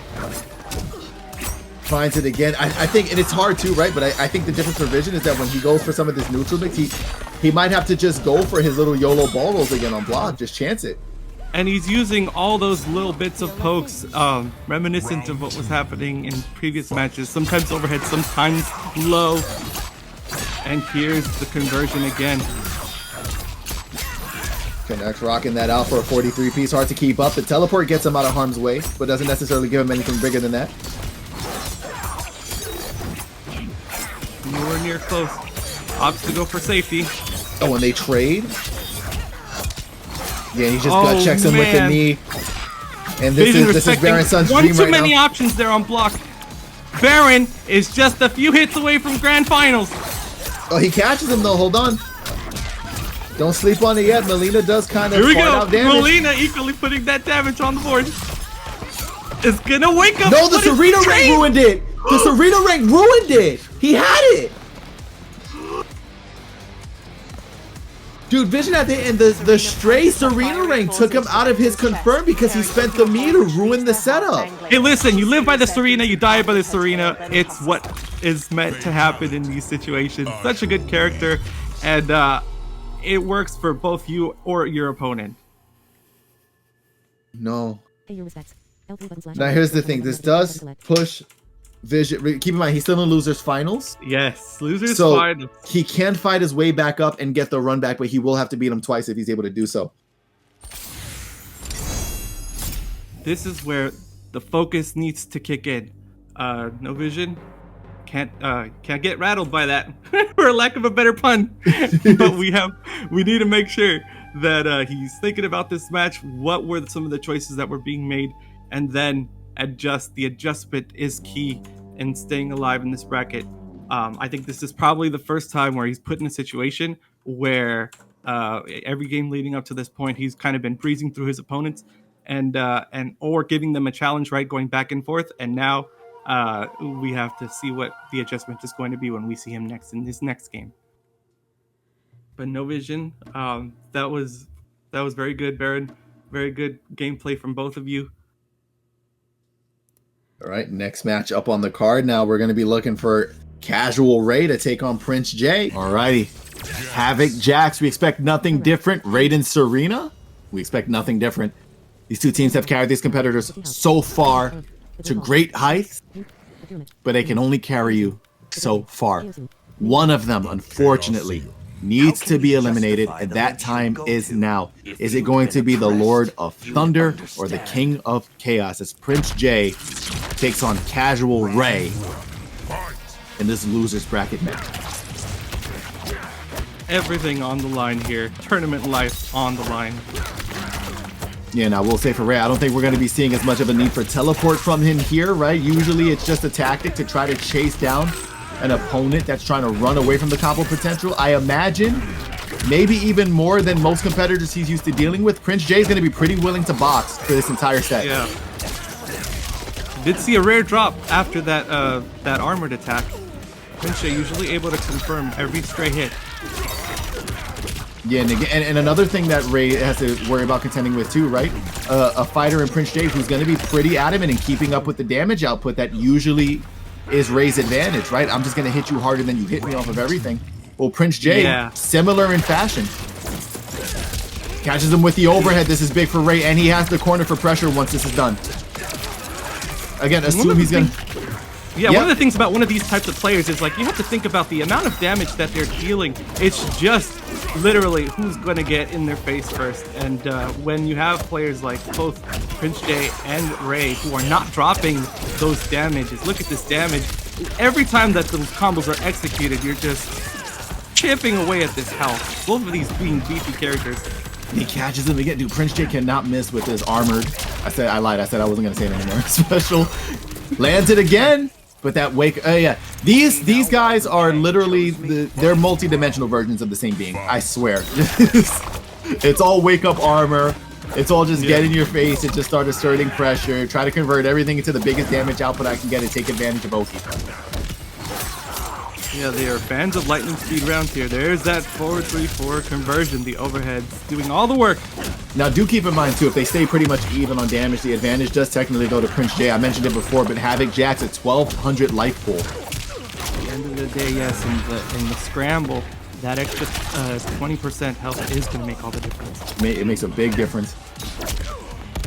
Manages to down one him out of his pressure there. Is going to get a big conversion here. Easy Jax pick up. It's not going to kill, but it's going to bring it damn near close. There's the jump back. I don't know what he was trying to call out with that armor there. And now he just gets the grab and he's going for the boodle. He turned this fella into a puppet. Oh my god. Havoc wins. Yeah, permission to die, he says. Like, yeah, seriously. All right, buddy. Do I? Thanks. They're going to take that game over Ray, going up one game. Now, again, as great as it is for him to have this advantage of the first win, uncomfortably close. There's no part of that seems free. So you're really going to want to try your best to lock down the second victory here if you're Prince J. You're going to want to try your best to shut down that momentum immediately if you're Casual Ray. Yeah. How can you justify the lengths you'll go to? If you'd been oppressed, you'd understand. Round one, fight. What's the opening move here? Teleport immediately, and a good read too, because gets him away from the projectile, and now gets him into this combo damage. And stop it! We can hear you trying to break. We can hear it. Ray moving Prince J right to the corner here. We're gonna see what the damage output is gonna be. So far, bursts of damage. Those sweeps getting majority of that damage, 7%. All right, yeah, he could have went for a bigger punish than that, but down one will work. Manages to get the launch, no time to convert. And immediately breaker from Ray, trying to cut down this momentum before Prince J can get anything going to start trying to attempt to even catch back up here. Not close enough for the punish. He's gonna poke his way through. Oh, and look at him, 22 damage he did from one armored special. Yeah. He did take 3 hits on the armor to make sure that he got the maximum possible damage out of his wake up. And look at that too, Prince J, assuming that Ray, as he's shown him before, was going to go for the wake up Superman amplified. Fight. Ray took advantage of the opportunity, used the teleport to close the gap, and then started mixing. Yes, he started both rounds the same way with that teleport. It's now going to break, trying to get out of this corner. And this is great for Jay because he needs some time to know that Ray does not have meter, so he can just fully crash out on these routes when he lands them. Gets caught with the overhead again. It's going to break immediately. And that turns it from big advantage Prince J to anybody's game. There's that forward throw, creating some space. Those lows are going to beat out anything Prince J has to offer. It's going to get launched right back into this corner. Prince J looking for an opening, gets poked out. Yeah, and it's just using that down one to just stuff out any attempt at offense that Prince tries to get going here. Catches him here. I imagine he would have won and went for the brutal. He couldn't get it. So he's just going to walk up and give him a little love tap. Is savoring that moment, you know. Hey, buddy, you awake there?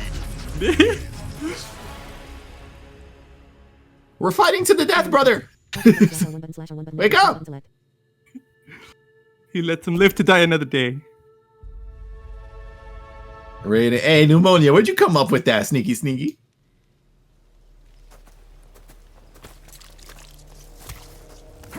Havoc.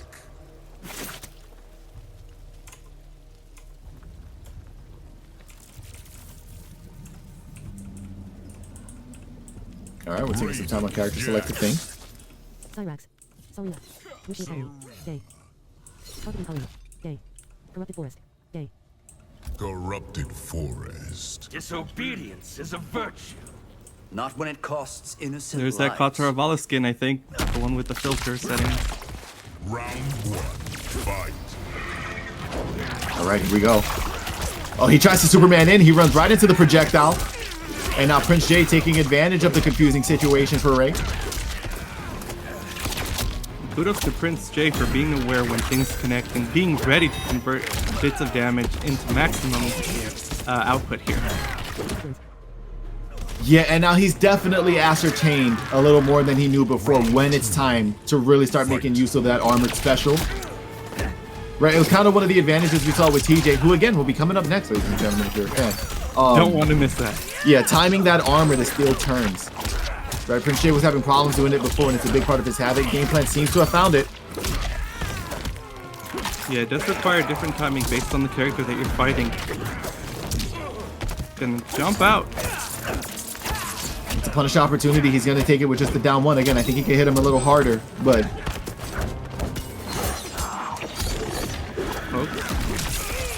Oh, almost caught him at the end of that string there. We get Superman. And you want to talk about making a statement. He's going to lock that down easily in Game 3, upping himself 2-1 on the scoreboard. And now Casual Ray going to have one more opportunity to get something going here, or else his tournament run ends now. Prince J coming back with a vengeance. Ray having to make some decisions here in this potential last game. Now again, keep in mind too, any of these competitors that get eliminated are placed 5th in the bracket, just for those who are curious about the placements. Again, I'll be charting it in the back and reading them to you as those spots get solidified. But whoever is eliminated here will have one of our 5th place spots in bracket. We'll try to wait and see who that's going to be, and then we will settle the other 5th place spot when Rattlehead takes on TJ the Blind Gamer right after this. It's also going to be important for these competitors to pay attention to, because whoever does win that set between Rattlehead or TJ the Blind Gamer will have to face one of these 2 competitors depending on who's victorious here. Like me have Stay dialed in on the strats and plan your own to shut them down. Not revenge. We're locking in the Raiden pick. Raiden has gotten him this far. No reason to change it. Yeah, it's just, listen, character loyalty is definitely beneficial. You take the same guy through every situation, you always know what to do. Speaking of knowing what to do, there are those B&Bs coming out on behalf of the Havoc pick. Oh, catches him with the unbreakable. Very The nice. Buster Rhymes. Oh, and this is just like dream sequencing for him here. That's the kind of clip you send to your buddy. Look, I lab this in combat. Like, if they fall for this and then they get hit with this. This is like an 80% setup and he just nailed it. Oh, and the string makes him avoid the wake up. Unfortunate for Ray. I'm sure Jay not upset about it at all. Gonna get drowned a little bit in the electromagnetic storm, but it's not gonna make enough of a difference. It's gonna go up around. If Ray wants to start reestablishing himself here, he's got 2 bars of meter, close to 3 to start doing it. He's gonna have to get himself moving now. Here we go. He just built that last bar that you said. Now there's the throw. Forward throw. And the here. stagger game making a big difference too. Prince J is relatively cautious on defense when he doesn't have his offense going, which is rare for him. So it is smart for Ray to try to use that cautiousness to play the stagger game and not have to overcommit and open up other avenues for offense. Oh, and he connects both folks there. Serena out of play here. Jax coming in to do the damage. And Havoc closing it out with that command grab. Here we go. He'll try to roll in again, but rolled himself right into that forward 4 from Raiden. We're moving from one side of the screen to the other. Oh, went for the armor. Or he was too far. Yes, over him. And he is sitting on Fatal. I don't think Havoc can really convert into it off of this routing. Or maybe. No. No, he can. No, he can't. Okay. That's the way. Trust your gut, Kev. You know. Oh my goodness! This is chip territory. You got to be very careful. And the down 2 brutality. Prince J. And then look, taking off his own head and going, this is what I did to him. This is what I made him look like. Look at this. A trophy for all the ages. Prince J gonna be moving forward. That does unfortunately eliminate Casual Ray. Bro, I literally had to stop myself from screaming because dude, how sick was that? That down 2 came out of nowhere, bro. Oh my god. All right, Rorschach, I'm supposed to be the only punny one over here. I'm on the mic. All right, fellas, cut it out. You guys stop that funny stuff right now. You cut it out. You cut it out. You quit it. Y'all hilarious. We went through all of this work for a special guest. You guys had 3 years to do this. I got 1 year. Let it go. We're gonna start borrowing material. We're gonna start borrowing. All right, with that said, yes, we're now going to move on. Ray, you can go ahead and back out of here. Rattlehead, you can un-AFK. You can like, and we're going to go ahead. Hey, I'm just trying to kill some time, man. Hang on, give me a second. Ooh, okay. He wants a breather. It's going to be Rattlehead taking on TJ the Blind Gamer over here. TJ the Blind Gamer. Beef set for the ages. Oh, man, no kidding. These two also regularly play against each other. Just casually, and now all the stakes are on the line. TJ and Rattlehead, and I know that TJ is pumped up for this. Last time in season 3, unfortunately, ISP issues are gonna body anyone. That's a 10-0 matchup. So he unfortunately did not make it past 5th place in season 3. And looking at him now, he's back where he started, back where he left off last time, picking it up. We'll see where that goes. Rattlehead, this is his second time competing in the Sento Showdown. Was eliminated in pools last time in season 3 by T-Blaze. Has since made it through all the way to the top 8 in this game and is looking to make it as far as he can. So these guys definitely got some pride on the line. All the prizes, all the placements, all the glory of the Sento Showdown Championship in the wakes. A little shot at redemption here for TJ, the blind gamer. He's got the Garrus. He's got the Reiko. He hasn't really been playing either of them today. He's wanted to lock down and secure some more solid victories, but the characters are in potential rotation. They're in the tool belt. Maybe he'll pull them out if they need them. Rattlehead is a very specific beast to have to try to tame, and it is a puzzle to try to figure out. But Omni-Man Janet has been working wonders for him so far. His ability to dictate the neutral, he's been so solid on his execution with that team. I will preface to the end of time with Janet cameo, execution very heavily required. I did it for Blindside when he was playing Takeda, right? If the character requires a semblance of execution, I try to note it because it's not easy to do. Now, Omni-Man execution, that's pretty whatever. Anybody can do that. But using the implementation of Janet in between it does make it a little more difficult. And TJ has put in the work to get that down. The problem is, where has TJ struggled? When he cannot contain somebody. And now you have Rattlehead that has been just running amok with Scorpion Pharah set play. That is relatively safe, hard to predict, very elusive and hard to contain, hits pretty hard, and zips that fella all over the screen, very hard to keep track of. And if you can deal with that, again, there's always the backup Ashra that can just slow down the pace and fundamentally smoke. Before we let Rattlehead go, we want to make sure that the screen is the way good. it's supposed to be.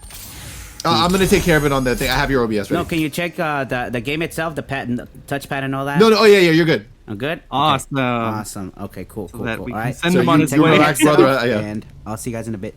I got everything Best ready. of luck to both players. This is quite a treat, Kevin, I gotta say. Guys, I'll say in the background, I'm on Rattlehead's computer while he can't hear me. There's a folder here called homework. Should I open it? Yeah, should we? Only open it if he loses. Should I open it? You think he'll hear? Oh my god. There's a couple of MP4s in here, chat. No, he's under NDA now. All right. With that, we have both characters locked in. Scorpion versus Omni-Man. Yeah, 5 for the 8. And I mean, listen, this isn't. Let's talk about some canonic multi-dimensional jumping. This is not Scorpion's first time fighting superheroes, okay? Supervillains, as you call it. You know, a lot of the world believed Omni-Man was a superhero for a long time. It's got some experience versus Superman, you know? Maybe by comparison. And remember when Scorpion came out in those games, was kind of smoking characters like that. Let's see if Rattlehead's going to continue the same thing. He's been around that long. He has that XP. TJ, though, going to have a good opportunity to keep up in damage here. And I think the biggest concern, right, as much as TJ is a lover of command grabs, again, note before that Rattlehead's biggest adjustment between yesterday and today has been the implementation, again, of that Pharah command grab. Gonna grab him with that spear. That spear doing all the work in this first round. Gonna secure him the first round of game 1. Rattlehead's favorite. To jump into the telly attempt. And TJ going for the low, trying not to overcommit. Gonna use those tectonic titais. There it is. Throwing him toward the corner. Looking to bait out any movement. TJ standing still. And look how hesitant his mate TJ. He's now got himself back into the mix here. Playing it very slow. It's very hard to get TJ to hesitate. This overhead working wonders for him here. And the launch fella into the sky. And bring him back down for the victory of that second round, going to Omni-Man. Yep, starting to feel a little more comfortable again. Janet nut punch trying to keep it safe. Janet does get jabbed here though, so she's going to be out of commission for a little bit, and that is damage done to Omni. Using that armor to contest the spear on block. And now we get this confirm off of the forward 4-1. Do keep in mind that if it got blocked, TJ was going to go for the grab anyway. If you guys haven't noticed. it's been a pretty effective strat. It's been catching everybody all tournament long. It's really hard to deal with. It's like, even if you know it's coming, it's the problem of trying to figure out when it's coming. And a beautiful response here to the overextend. Can Rattlehead route this into a free kill? No, he didn't have the bar, but the Scorpion makes it to Farah pickup is surely going to be more than enough to get it done. And Farah closing it out. Gonna lock down that first point on the board, get that 1-0 lead over TJ, the blind gamer. We know their reward for moving forward past the set is going to be the opportunity to take on Prince Jace, Havoc, Jax. Oh man, that's quite a spot to be in, you know, between a rock and a hard place, you know. Yeah. It just gets way more difficult from here on up. It's like unlocking the next boss, pretty much. Yeah. Scorpion. But we'll see. Rattlehead, of course. I was gonna say sticking it out with the Scorpion. Doesn't have a choice. TJ pretty clocked in on the Omni-Man today. Is he looking at entertaining a different cameo? No. He's just circling back to Janet, I believe. There he is. Janet Page. Leon. Lovato. Farah. Janet Page. Two of the Dragon Army. Yeah, no. Okay, he's settling on Janet. Okay. All right, we'll see. Match number 2 here. Second opportunity to try to secure himself on this board. Get out of here. Moving forward with this next set. Oh, and just goes for the back forward too. Not even with armor too. Just let it rip straight, and that's gonna give him. Keep in mind, not only such a I guess alpha way to just establish yourself off round star, but it does give him that extra bit of meter since he hit him first. There's a slide conversion. Oh, early drop. Yeah, but spending that bar as soon as he got it. Manages to teleport behind him. No big pickup there, but at least managed to deter a spear that he ends up running into right after. Third time's a charm. Here we go. Scorpion with corner advantage. Oh, he went for the Buku mix. He's just a little too high on it. And TJ should have enough to secure here, and he does. Round 1 goes to TJ. Recognize your superior. Fight. Playing it very cautious and neutral. A nice interrupt on the Farah call out. I wonder if that was intentional. That's good matchup knowledge, if so. Yeah, if by happen chance, listen, we take it. Yeah. and in tournament life, you always let them think you did it on purpose. Never say anything. How did you know? I'm like that, brother. I just didn't. I just knew, brother. I just knew. Oh, TJ, yeah, getting real comfortable here. Trying not to overextend, but that armor's an opportunity, and with a fellow like Rattlehead, you got to be very careful. Not only is the damage hardcore from the Scorpion Farah combination, but the fact that everything leads into Farah reset mix, where you're going to get juggled again if you guess wrong. You got to be really, really careful with how many opportunities you give him. TJ manages to secure it anyway. Yeah, you see him kind of throwing out strings that in place, probably listening out for that teleport cancel. He did see TJ using it earlier and punishing the spear for it. Nevertheless, TJ gonna close out that game 1 game apiece. TJ's got some fans in the chat. Everybody saying TJ's making them want to play Omni-Man. I gotta be real. Rattlehead's been making me want to play Scorpion. He was showing me some stuff before stream. Now, is it enough to do anything? No, but he's explaining it. He was explaining it. Scorpion. Yeah, these characters. Little 30 minutes before stream, we were definitely I was sitting in practice mode. He's telling me how to do it. They're fun to watch. I'll break his jaw, brother. I mean, listen, Big Bro, you gonna tell me Omni-Man don't got that energy? Corrupt, it enables. Round 1. Fight. Big Bird, when you gonna do Homelander conversions blinded? He's not blind, but he's done it with me when I learned from some of you guys in MK11. He was like bullying me with Cabal. Oh no way. Yeah. When you gonna do Homelander rounds blindfolded? And Rattlehead with a strong start, but TJ doing everything he can to catch up here. And that spear. Oh. Nice patience. Yeah, that's been working for TJ so well. There was no reason he wasn't going to overcommit again, but the answer to it is unfortunately just block for 1 more second. Right. The flame now charge Rattlehead's like, he could just go for chip if he gets the opportunity to get TJ to block anything, but hold on. When I see comeback potential and the combos being landed, I get nervous. Yeah, he's gonna stomp. There's like no way he doesn't. Oh, it doesn't punish that low. There's the chance. Oh yeah, and we're gonna hit Janet. We're gonna chip out with spear. Fight. There's the teleport cancel. He's behind you. Yeah, but what are you gonna do? Just float in the sky and shoot laser the whole time? As long as he knows what side he's on. I don't think Homelander makes sound as he travels across the sky either, so. I don't think so, no. so that's a big deterrent to us. But it can work both ways, I suppose, if you're playing blindfolded. All right, TJ trying really, really hard to reestablish himself here. Rattlehead still technically in the lead. To overcommit on the Janet nut punch, I think that's a strategy he's going to have to give up on. Yeah, it's costing him his cameo.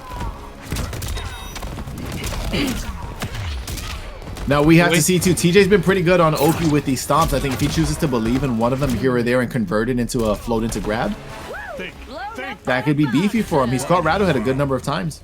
Yeah, using that low OP to close out the second round. Conversion. Very nice. Gets the stomp again. He's going to get armored through from Rattlehead. Keep in mind, these competitors are still tied up 1-1 right now on the scoreboard. Oh, the conversion. Nice recognizing that. TJ letting go of block early. Yeah, and oh no, he dropped it. If that down back two connected, I imagine that was going into Farah reset mix. Yeah, I think he was gonna try to tick throw him with Farah, but he used that the puffy pectoral. Got out again. And now TJ close to securing it. The stomp gonna get the job done, and now he's up 2-1 on the board over Rattlehead.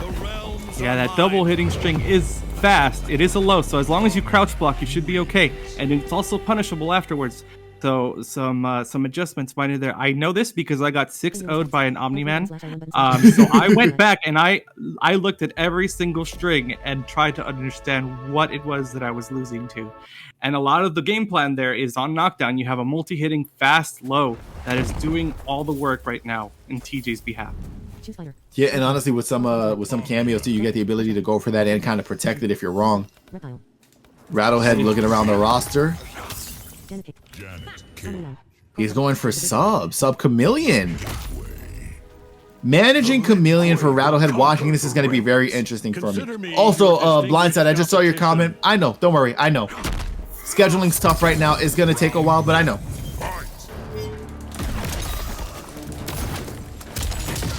Yes, and this is a purposeful sub pick. I'm very curious what the strat's going to be here. I don't think Omni-Man is the easiest one to keep out.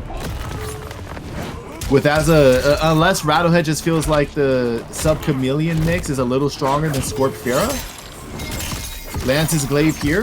Let's see the conversion. How much damage is he going to get for it? It's one of Sub's biggest caveats, right? Like, since the launch of the game, he has just not been a fella that can keep up in damage.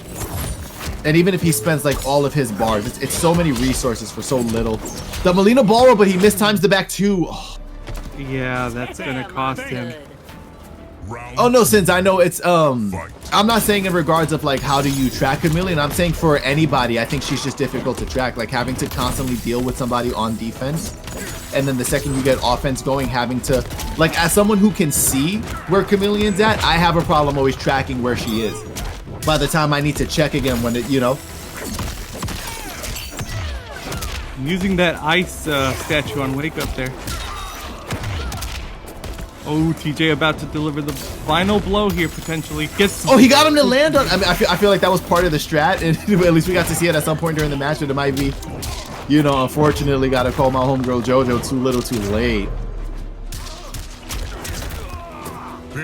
And that's it. We were talking before, Captain, right, about that those cushion matches. Yeah. Trying not to save it for the last one. I don't know if Rattlehead would have preferred to have tried this in game 2 or 3 rather than letting it go on so long till his back was against the wall. At some point, you have to try something. But I think if there was a chance for the comeback, it was going to be stay on the Scorpion Farah and just outplay. I think he was very close every time, and it was just a matter of clutching out. Definitely. I mean, you can track the success with those two characters throughout his path in all of the different matches that he played and how close he came to edging out each one of those games. Now, TJ, sorry, don't go anywhere. We're gonna keep you here. You're going up again. You now get to. Let me go through my chart. Yep, you're now gonna be playing Prince. Prince J, TJ versus Prince J, the Battle of the J's. TJ's on the right side. His name is already there. Okay, cool. I'm gonna go ahead and close our preview window here so I don't set off your screen reader a million times.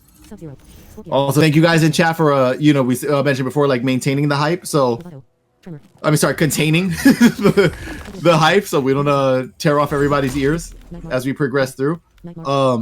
Just for the staff that's looking at the doc, I'm updating as we go forward now Won't be distracted. to keep it updated with what I have on my paper.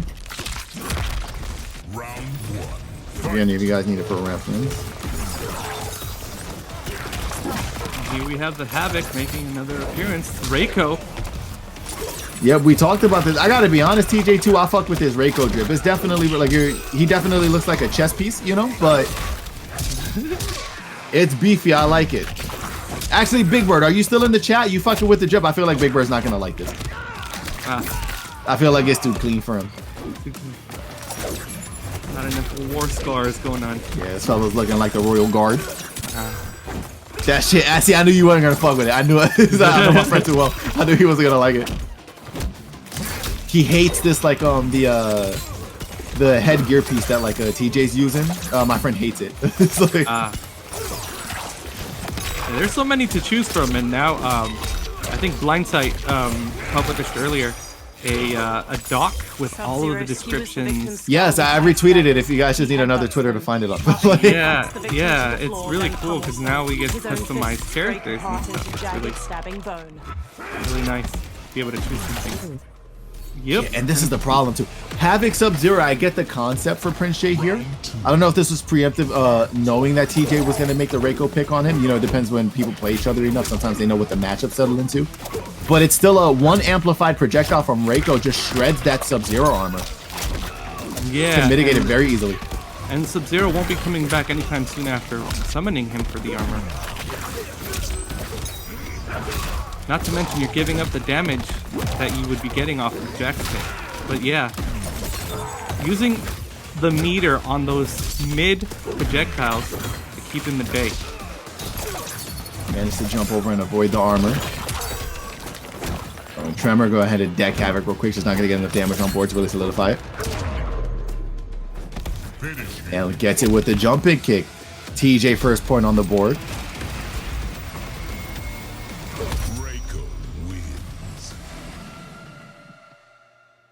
All right, we'll see.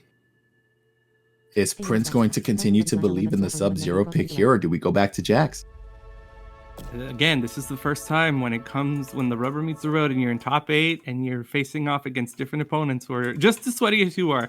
Are they making you make those decisions that you would normally, you wouldn't find yourself thinking about which cameo am I going to? This is the first time that we see Prince J leave the Jax cameo, and it results in a loss here. So Reigns joined my fight. So could you. I won't be distracted, Havoc. Believing in the Havoc pick. Round one. Fight. And we'll see too. Keep in mind, right, as far as we've been going so far, this pod is still dedicated to the top 3. This fight is to get in the money. Whoever loses here is out of those earnings. Straight beef, you got to do it, Bird. You got to do it. And Jax is back. We immediately see the difference. Yeah, take it back to what you're comfortable with. I understand that it's Reiko. I understand what you want to do with Sub, but he is one of the few characters that he kind of just doesn't care. Just kind of doesn't care. Ooh. Oh, back two not going to be the answer to punish that. And right now, he is just... Dude, TJ has been just in a situation where he should be dead for the past 20 seconds, and he just keeps barely evading death. This fella is IRL Puss in Boots. Dude, how is TJ not dead yet? He's just pacing himself. Forcing Prince J to come in. There's the armor from the Tremor. How is he not dead yet? Oh my god! I can't believe it! Round 2. Fight. Dude, should have met his maker 50 times in those situations. What was that, like a 60% comeback of just hopping around and barely avoiding things? Oh man. Huge moral victory there for TJ.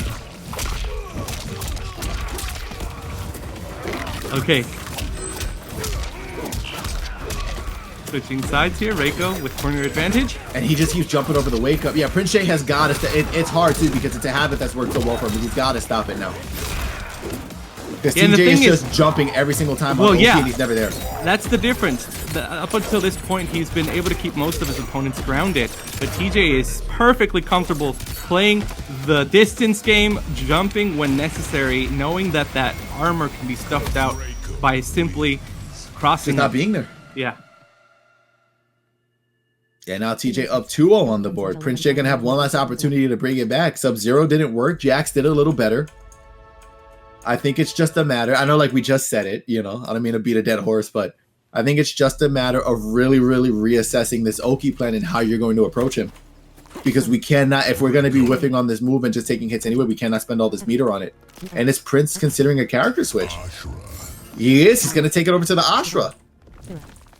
Which means I assume we're going around the cameo menu looking for some. No, Ashra Mavado? Ashra Mavado. Okay. A demoness will be. I'm curious. This demon will be. I'm not mad at it. I know this team has some sauce, but Yeah, yet again, we see a recurring theme where players are forced off of their comfort zone. And they always go to Ashra, huh? Well, that This is too. a recurring theme of it. When it gets rough, switch to Ashra. But it also, historically, it has led to the character matchup knowledge, you know, just creating such a steep learning curve. We've yet to see what is in store here with this pick. It's not looking horrible right now. Oh my goodness, ready with the up block. Yeah. This is the thing too, right? If I'm not mistaken, I don't think up blocking the forward 3 stops her from doing down forward 3 on the other side. I think she still gets to do it anyway. Yeah, that's true. I don't know how big of a gap there is in between that though, where you can recover before she does. Or in between. You might be able to interrupt it. It's weird. It's not a situation. It's not my answer for it. Right. Usually I wait it out and then I try to jump up after her and get my conversion, but that's true. TJ running away with this. Yeah, and Asha's just not getting the job done. And the problem with these projectiles too is he just hops away from Mavado too. There's nothing that Prince J introduced that TJ did not just solve by jumping. It's actually insane. That is going to push him forward. With a combination of screen control and jumps there, TJ is securing himself a 4th place spot here over Prince J. Minimum of 4th place. And minimum of 3rd. Prince J is 4th. Oh yeah. my gosh. He got himself in the money with that. Yes, so we've got 3 competitors left. No Vision, TJ the Blind Gamer, and BarrenSun. Some combination of that, ladies and gentlemen, is your Sento Showdown top 3 for tonight. And we're going to figure out exactly how that's going to pan out. We are ready to finish off our finals. Sans Winners Finals that we sorted out already for Season 4's Sento Showdown. 2 matches left to go. 3 sets potentially if we look at a reset. But first, before we even consider the potential of a reset, we've got to figure out which one of those competitors is going to have to fight for it. Is it going to be TJ the Blind Gamer, of which we're sending an invite to you now, King, so prep for that, who's been running the Omni-Man Janet for the entire bracket, at least for today. Yesterday we got to see a little bit. Well, no, we got Reiko today too, but the mostly Omni-Man Janet, you know, cutting it down at brass tacks, trying to pull up and secure himself in the legacy of the Sento Showdown as a potential new champion? Or will it be No Vision, who not only has been having no problem taking out the majority of his competition, sans the one competitor that is sitting on winner's side of grand finals right now? You've got to believe he wants that run back more than anything, right? BarrenSun, you know, Vision knows we're homies. I don't mean this in any way against you, but BarrenSun beat No Vision and definitely made sure to rub his face in it throughout the entire set. I know Vision as a competitor. I know he wants that back. Does the revenge mean more to him than the history-making potential does to TJ? And not only that, these two are sparring partners. So it's really going to be a case of, I know what you want to do. Do you want it more than I do? And I think it's going to be down to unpredictability and courage, right? You know that your opponent knows what you want to do. Do you have the gall to do it anyway? Can you get in their head? And, you know, $350 in a pot. Sometimes you got to shoot your own homies. This is one of those scenarios. TJ versus No Vision coming up. Losers finals. Let's see which one of these two competitors, who are all, by the way, in the money at this point, can double their earnings, basically, with a victory here. We have TJ sitting on player one side, Rattle. No vision. When you're ready to un-AFK, we're ready for you, and we can get this match underway. Indeed. Now, these two did meet previously in the bracket in order to make it out. Yeah, they actually came out of the same pool. Yes. So how fitting that Vision is really not only has to beat the same player that let him advance in the pool, but also has, as you mentioned, that rematch looming over his shoulder. Hold on. We want to show support in the chat. Hit 1 if you want No Vision to take it. Hit number 2 if you want TJ to take it. Let's see it in the chat. This war must end, Reiko. What's that? The 1s and 2s and 3s. Will you surrender or die?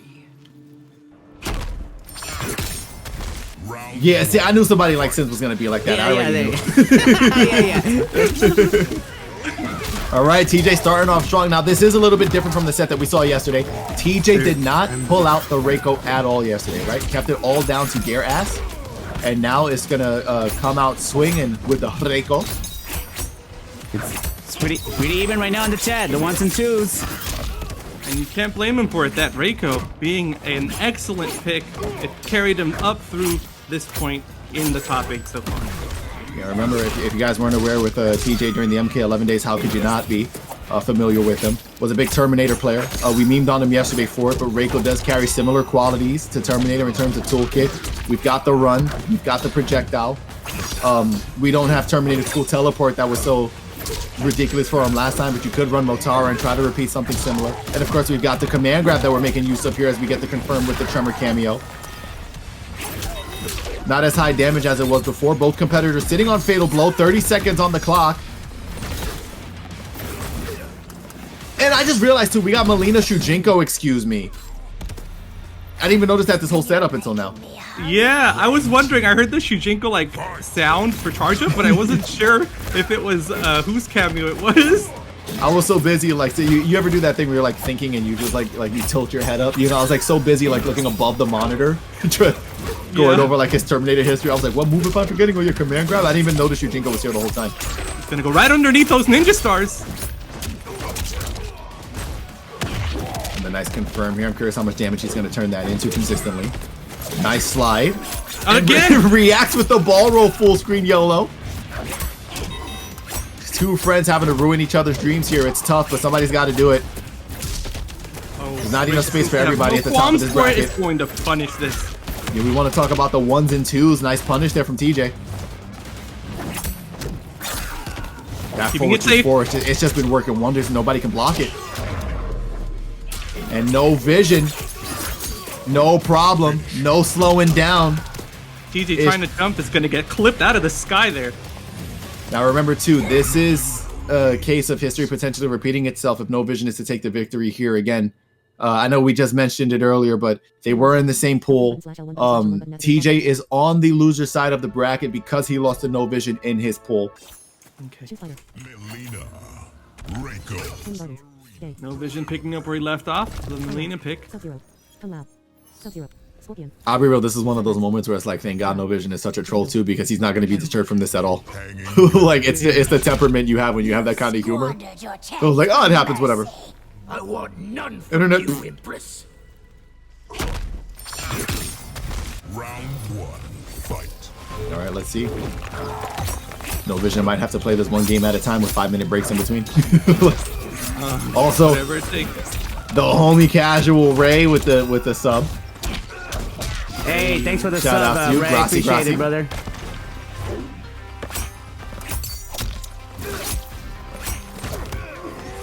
Let's see.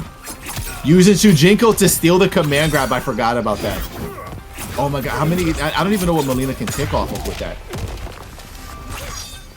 Yeah, she gets Oh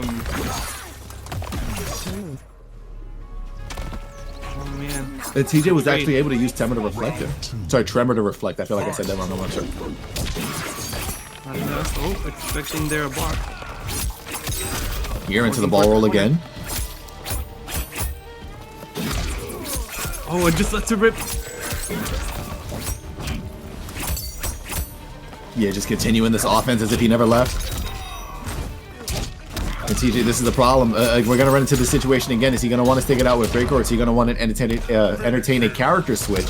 Given the fact that he'll be stuck with it for the rest of the set, there will be no more experimentation starting now. And that Shujinko pick, looking nicely done. Resetting the damage that is being taken. TJ trying to figure out when is the best time to challenge. You saw a lot of those staggers doing the majority of the work in No Vision's favor. Yeah, and it's just been yoinking fella up by the Shojas. One last ditch effort here for TJ. He's just rocking it straight out. He's not even thinking about entertaining the character switch. He's just gonna do his best. Shao's old post. That Arch-Tech could never replace him. So far, No Vision controlling the screen, coming in and out of combo range quite comfortably so. There's going to be that first slamp out of the sky. There's the ball roll. TJ not respecting the option on knockdown. Yeah, the Vision already has a full charge Jinky Dink. Ready to unleash it whenever it's needed. Use ball roll to just get out of the situation. Yeah. Trade, and then there's that armor interrupt. And there's the... Oh, a little high on the gravity. Okay, now trying to rework his way in.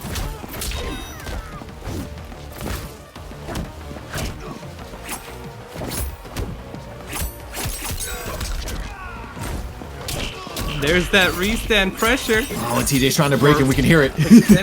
Yep, yep. Oh, manages to armor through the Shujinko claw. Nice, nice, nice. Oh, if TJ would have been confident in that back three, he could have secured, but he's going to get the projectiles to steal the round. Indeed. Gonna start off here. Jump distance. Maybe anticipating an air-to-air situation there. There's the overhead hit confirmed. 25% for your trouble. 11%. 7% for your trouble. There is finally signs of life. Yeah, but shredded so much off him by the time he even managed to get that wake up. And now takes Tremor out of the equation. And anti-airs with the down one. Respecting so much there. No Vision. Trying to keep it patient. Yep. One more hit. No, don't let it be you. Don't let it be you, Vision. I was gonna say literally anything.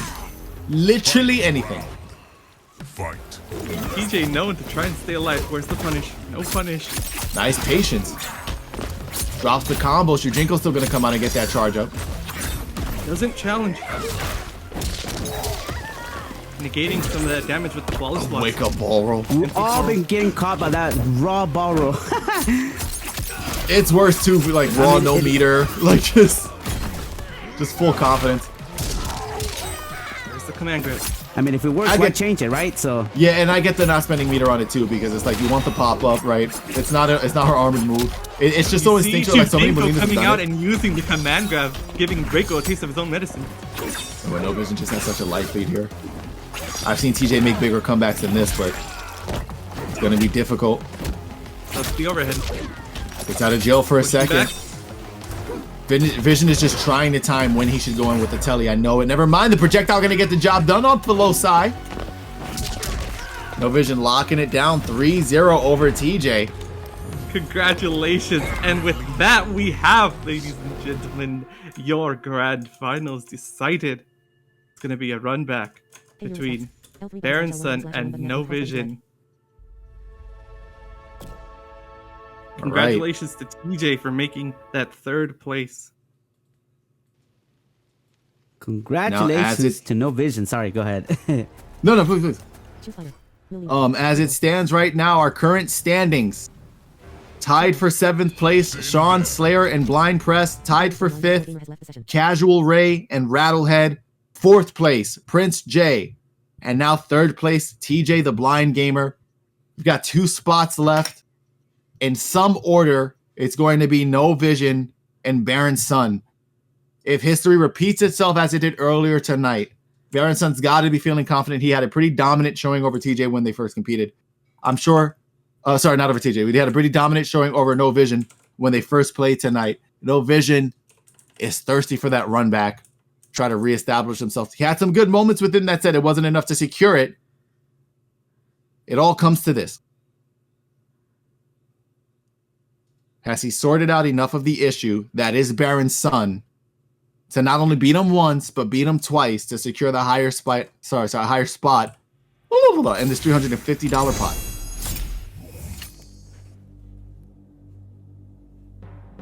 TJ, if I'm also not mistaken, prize-wise, will get his section of the pool along with a custom MK mask. Oh no, TJ will get the Funko Pop. TJ will get the Funko Pop. Right. Spot number 2. Whoever loses this will also get their cut of the pot and the custom MK mask. So we're fighting for the majority of the money and that Battle Beaver. And also, No Vision, as the second qualifier of this grand finals, you have earned your spot to have a chat with Vic. Afterwards, we want to make sure if you are available, please let us know in the chat that that's the case, so we can go ahead and add you to the Discord while your match is taking place, and then we'll have you and Barren get to say hi to Vic once he joins us after grand finals. So yes, congratulations to the both of you for earning that bonus prize as well. Just let us know again in the chat whether you're able to join. I know internet issues are a thing, so we want to make sure we can move forward with that as seamlessly as possible. Drop us a quick line while I go ahead and add Barren to this King of the Hill. All right, the match is starting, ladies and gentlemen. Here we are, grand finals of season 4 of the Sento Showdown. This one's for all the marbles. Vision starting it off with the Melina Lau, and remember, the adjustment depends on how well he think he can get his opponent to stay still and grounded to have to deal with the mix. Round 1, fight! Oh, the round start ball roll, do we expect any different? If No Vision loses the set, at least he went down being himself. Oh! We're starting to see the combo drops now. Yeah, but hold on. This is looking a lot better for him than the set did last night. All right, there goes No Vision. Oh, he went with now this time around. Goes for the grab. Well, listen, when he played Barren last night, one of the things that was working out better for him was the introduction of that stagger game, and the Lau hat makes it a lot more devious, especially when you're not sure when he's going to pull the trigger. Oh, there it is. And Vision with a very strong start. Round 2, fight! Yeah, just in case you hear the screen reader, hold on, I'm just going to fix the scoreboard. Rattlehead, I got it.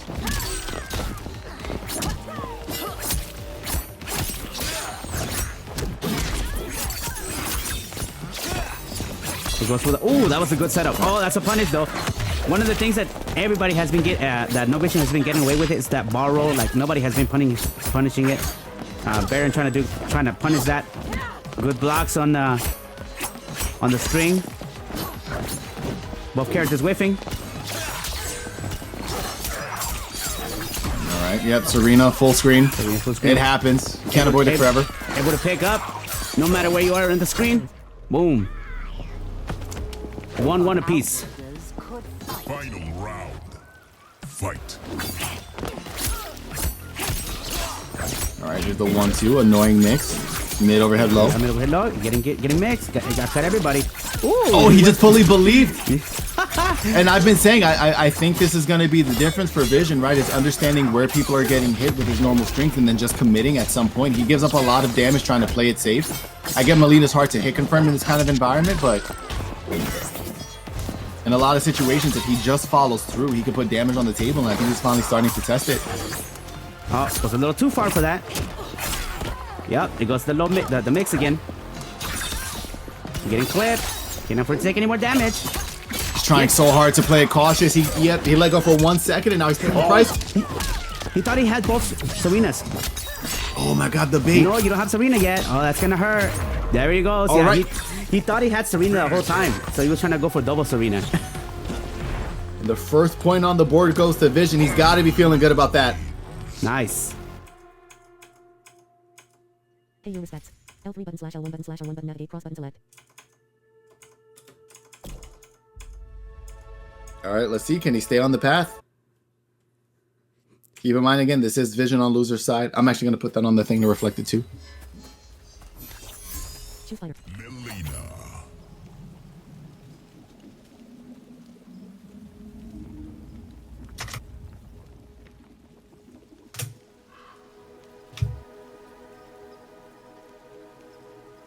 Okay.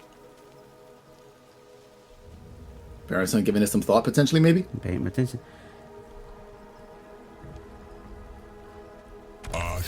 Grand finals, ladies and gentlemen. Who do you have your money on? Who are you rooting for? Let's hear it now. All right, here we go. 1 for No Vision, 2 for BarrenSun.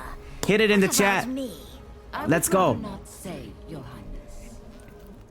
Oh, ladies and gentlemen, we've officially got Vic Chao in the chat. Vic Chao in the chat. Shout outs.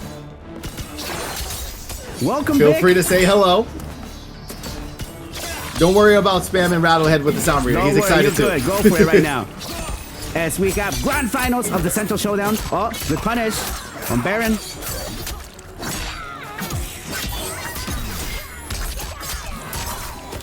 All right, BarrenSun really starting to push the offense here. Yeah, there we go. Yep, and that 2-2 has just been laying waste to everybody tonight. As Vision finds his way in. Thank God he didn't commit that time. Yeah, see, so yeah, he's not keeping track of his cameo meter because he's trying to go for the standard BMB, but there's no Serena. Well, it's also difficult too because he's just getting so overwhelmed by no vision here. The stagger offense is making it hard to keep track, but this is going to be big conversion here. Yeah, I was going to say off the right route, he might kill. He's just going to go for the fatal blow to keep it easy. Yeah, this isn't even a question of mash, and you could go ahead and jot this one down on the scoreboard. This is a round for BarrenSun. Arguably, hella bit of an overkill. What kills me too is that you can see that BarrenSun is still mashing on the damage, even though he did 20% more than he needed. Hey, yeah, but you never know, man. You never know. All right, here we go. Listen, the name of the game of him has been insult to injury. All right, Envision undeterred, trying to get right back to the action. That 2-2 again, clipping him. It's hard. Getting lifted into the sky. Here's the confirm from BarrenSun. Ball roll gets blocked. 2-2's perfect. This isn't the sector problem, right? We don't have to dash up and get our 1-1. That 2-2's been so much more of a consistent punish.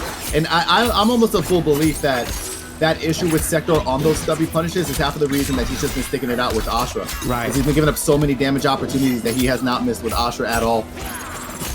Vision tried to commit off the overhead. It did not find its mark. BarrenSun gonna be looking for an animality most likely. There's the bag. There's the bag. We already know. Yep.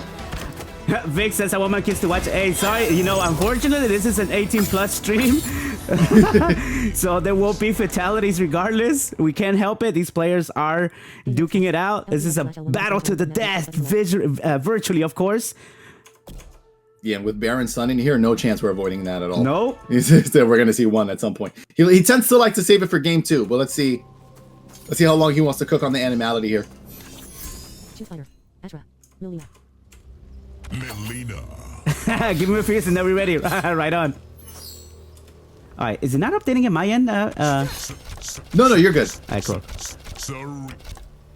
And again, BarrenSun keeping it up with the mental warfare. Look, every time No Vision tries to sit on character select and use some of that time to collect his thoughts, BarrenSun is immediately there trying to become a nuisance. I mean, the game does start, like you said, right? It actually starts in, you know, as soon as the character select screen starts, right? You set up the mind games. There are a lot of people. You ask my homies. Big Bird, we play. If we were competing, that fella picks Homeland at Pharaoh. I just get up. I'm like, you could just have it. It's not worth it. It's fine. You could beat me on character select, brother. Vision undeterred though, trying to collect his thoughts. This is the thing. He wants this, and everybody in chat is very aware of how bad Vision wants this run back. Serena. Hey, look at BarrenSun not letting it go. Nope.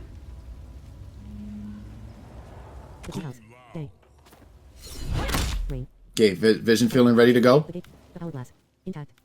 The hourglass. And we're going to the hourglass. About you and Tanya. There is to those wedded to Ungadi tradition. All right, characters are locked in. Here we go. Match 3 on the way. Goes to the low cat. And No Vision completely undeterred. Now, remember, too, he has switched off of this Kung Lao cameo in favor of Serena in certain exchanges. But I think this stagger game has been so beneficial for him, it's not worth it. Goes for the teleport, covers it with the safety of the cooked Lao hat. It does unfortunately take him 8 hours to return compared to originally. The wake-up ball roll finding its mark again.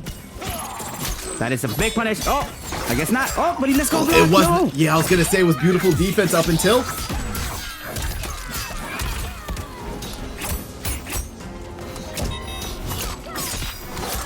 Oh, he's just getting been finding some combos with the commits, but it might be time to slow it down again.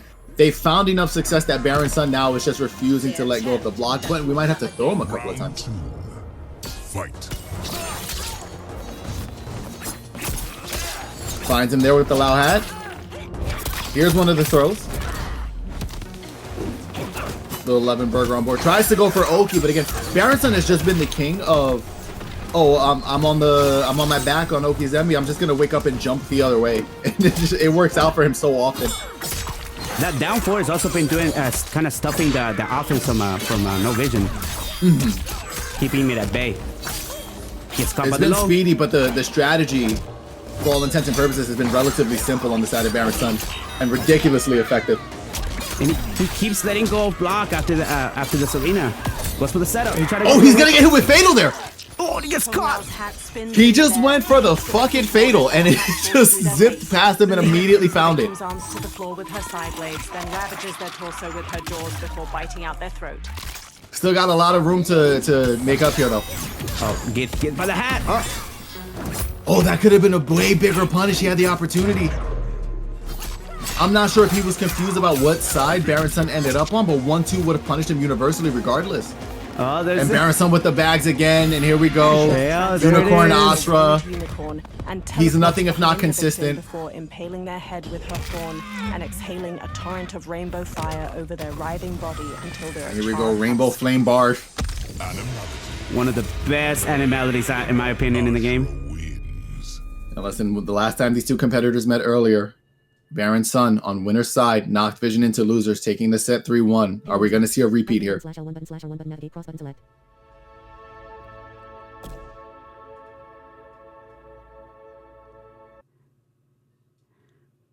By the way we're splitting the pot, it's actually 75% first place, 50% second place, and 25% third place. It's not a 50-50 split. That's how the tournament standard is. Yes. They're giving the kids 2 minutes of a preview. They immediately get to see Melina's teeth and never again. Oh my goodness. If they want any questions answered about that, they're going to have to wait 3 years. Yeah. Again, huge shout outs to Vic for being in the chat, supporting the cause. Indeed. Much love to the Kenshi himself. Peacemaker. Omni-Man. Quan Chi. Quan Chi. Oh, you're gonna see some Quan Chi. Yo, Kevin, I watched it. Yeah, I'm here. I've been waiting. There's not been one. I did not think there was any competitor in the blind community that had a Quan. I don't know if Vision is doing this for me, but he does play a lot of characters, so this is just yes, he does. one of many options. It is going to be one that locks him in for the remainder of this set. Now, I will tell you personally, okay? I can't speak to what it's like in an environment like this. I can say in normal competitive meta, I've been of the keen opinion that Quan Chi cooks Astra. Just completely decimates her. I think she has a really hard problem with this matchup because he can contest her in ways that most of the roster can't. But I don't know how ready Vision is to do that. That's a lot of insider knowledge as a Quan Chi loyalist. Yeah. You know? There's not a whole lot of time left here in this potentially last game to make mistakes. There we go. Sky drop to the overhead. Oh, back 3-4 into the falling death, but that's giving up so much damage every time you land a back 3. For Quan, that's at least like close to 30%. He was switching for that breaker. He got it.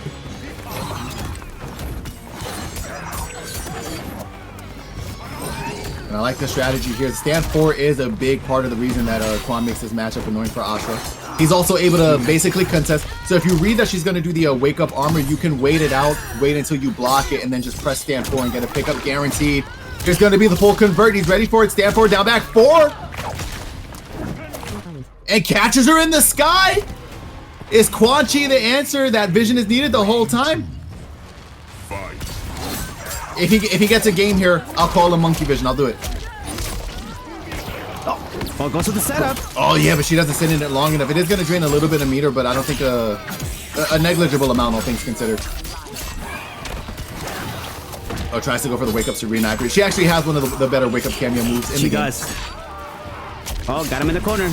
She's got a big chunk of invuln on it. Yeah, gotta go for the setup. Oh, respecting each other. Now, one of the caveats with this matchup is the fact that what evens it up a little bit for Asha, she does hit really freaking hard, and Quan is at a life deficit health pool on round start, sitting at 950. And we are sitting on tournament point. Tournament point for Barren. He's getting pretty close to securing this if he can just keep bullying with Asha. You don't get a lot of opportunities as Quan to hold that. Nice block on the overhead. Falling death going to be important here. He's got him in the corner too.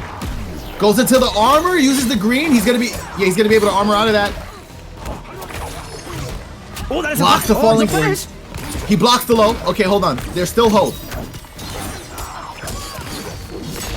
Oh, now Serena's gonna get the job done. Wow. Into the brutal. BarrenSun is your Sento Showdown champion of 2024. Wow, with the brutal. That was insanely crazy. That came out of nowhere. Although no vision though. He had the setup. He had the right idea. But Barrett capitalizing immediately, bringing it back. Wow. Shout out to an immaculate stat. Players. Oh, yes. Woo. Yes. And I got to see some Quan Chi. Vision did that for me. I know you did, brother. I appreciate you. Dude, what's crazy though? So he has a good Quan though. Like I actually played his Quan, and he actually got me. He got me, you know. But so yeah, I know he's got a good Quan. But listen, I've got no personal qualms with BarrenSun. But if the Asha matchup is a thing, and I have an opportunity to talk Quan Chi, me and Vision are gonna have a conversation. We're gonna talk. I've got some tech from my homeboy. There you go. Sharing the tech. Keeping the he's got to give me sector tech anyway, so it's a fair trade. Pretty much, yeah. I have something to offer now. And I got you with the Scorpion tech. There's some dirty stuff. There's some dirty stuff. I didn't even get to do again because but there is some stuff. No, yeah, we'll have to schedule when we can sit down, but we're definitely gonna have a little session, some of us, and just split some tech back and forth. But anyway, look, congratulations to everybody who made top 8. Yeah, definitely. Yeah, absolutely. For making it to top 8. Everybody who actually took their time, that you could literally been doing something else, but you actually decided to sign up for this event. Again, this is in honor of Mr. Brandon Cole, who's not here with us, which I'm sure he would be happy, to witness this event like as he did in the past. And of course, all the people in top 8. Congratulations to everybody. I know there were a few people who made it to top 8 for the first time. Everybody who participated again, awesome job. Oh no, it's over. Thank you for joining us. Credits appear. Special thanks to Diane H., Jennissary, Kevin M. Colon, The Blind FGC, TQT 1995, Vic Chao, The Sento Showdown Team, BarrenSun, Blindside Blue, Captain Earshot, KH Rattlehead, Your Sins, Sento Showdown Volunteers, Hisashi69, Kitanye, Pneumonia D, Rorschach the Brave. Subscribe and follow us on @Sento Showdown on YouTube, @Sento Showdown on Twitter, thesentoshowdown.com.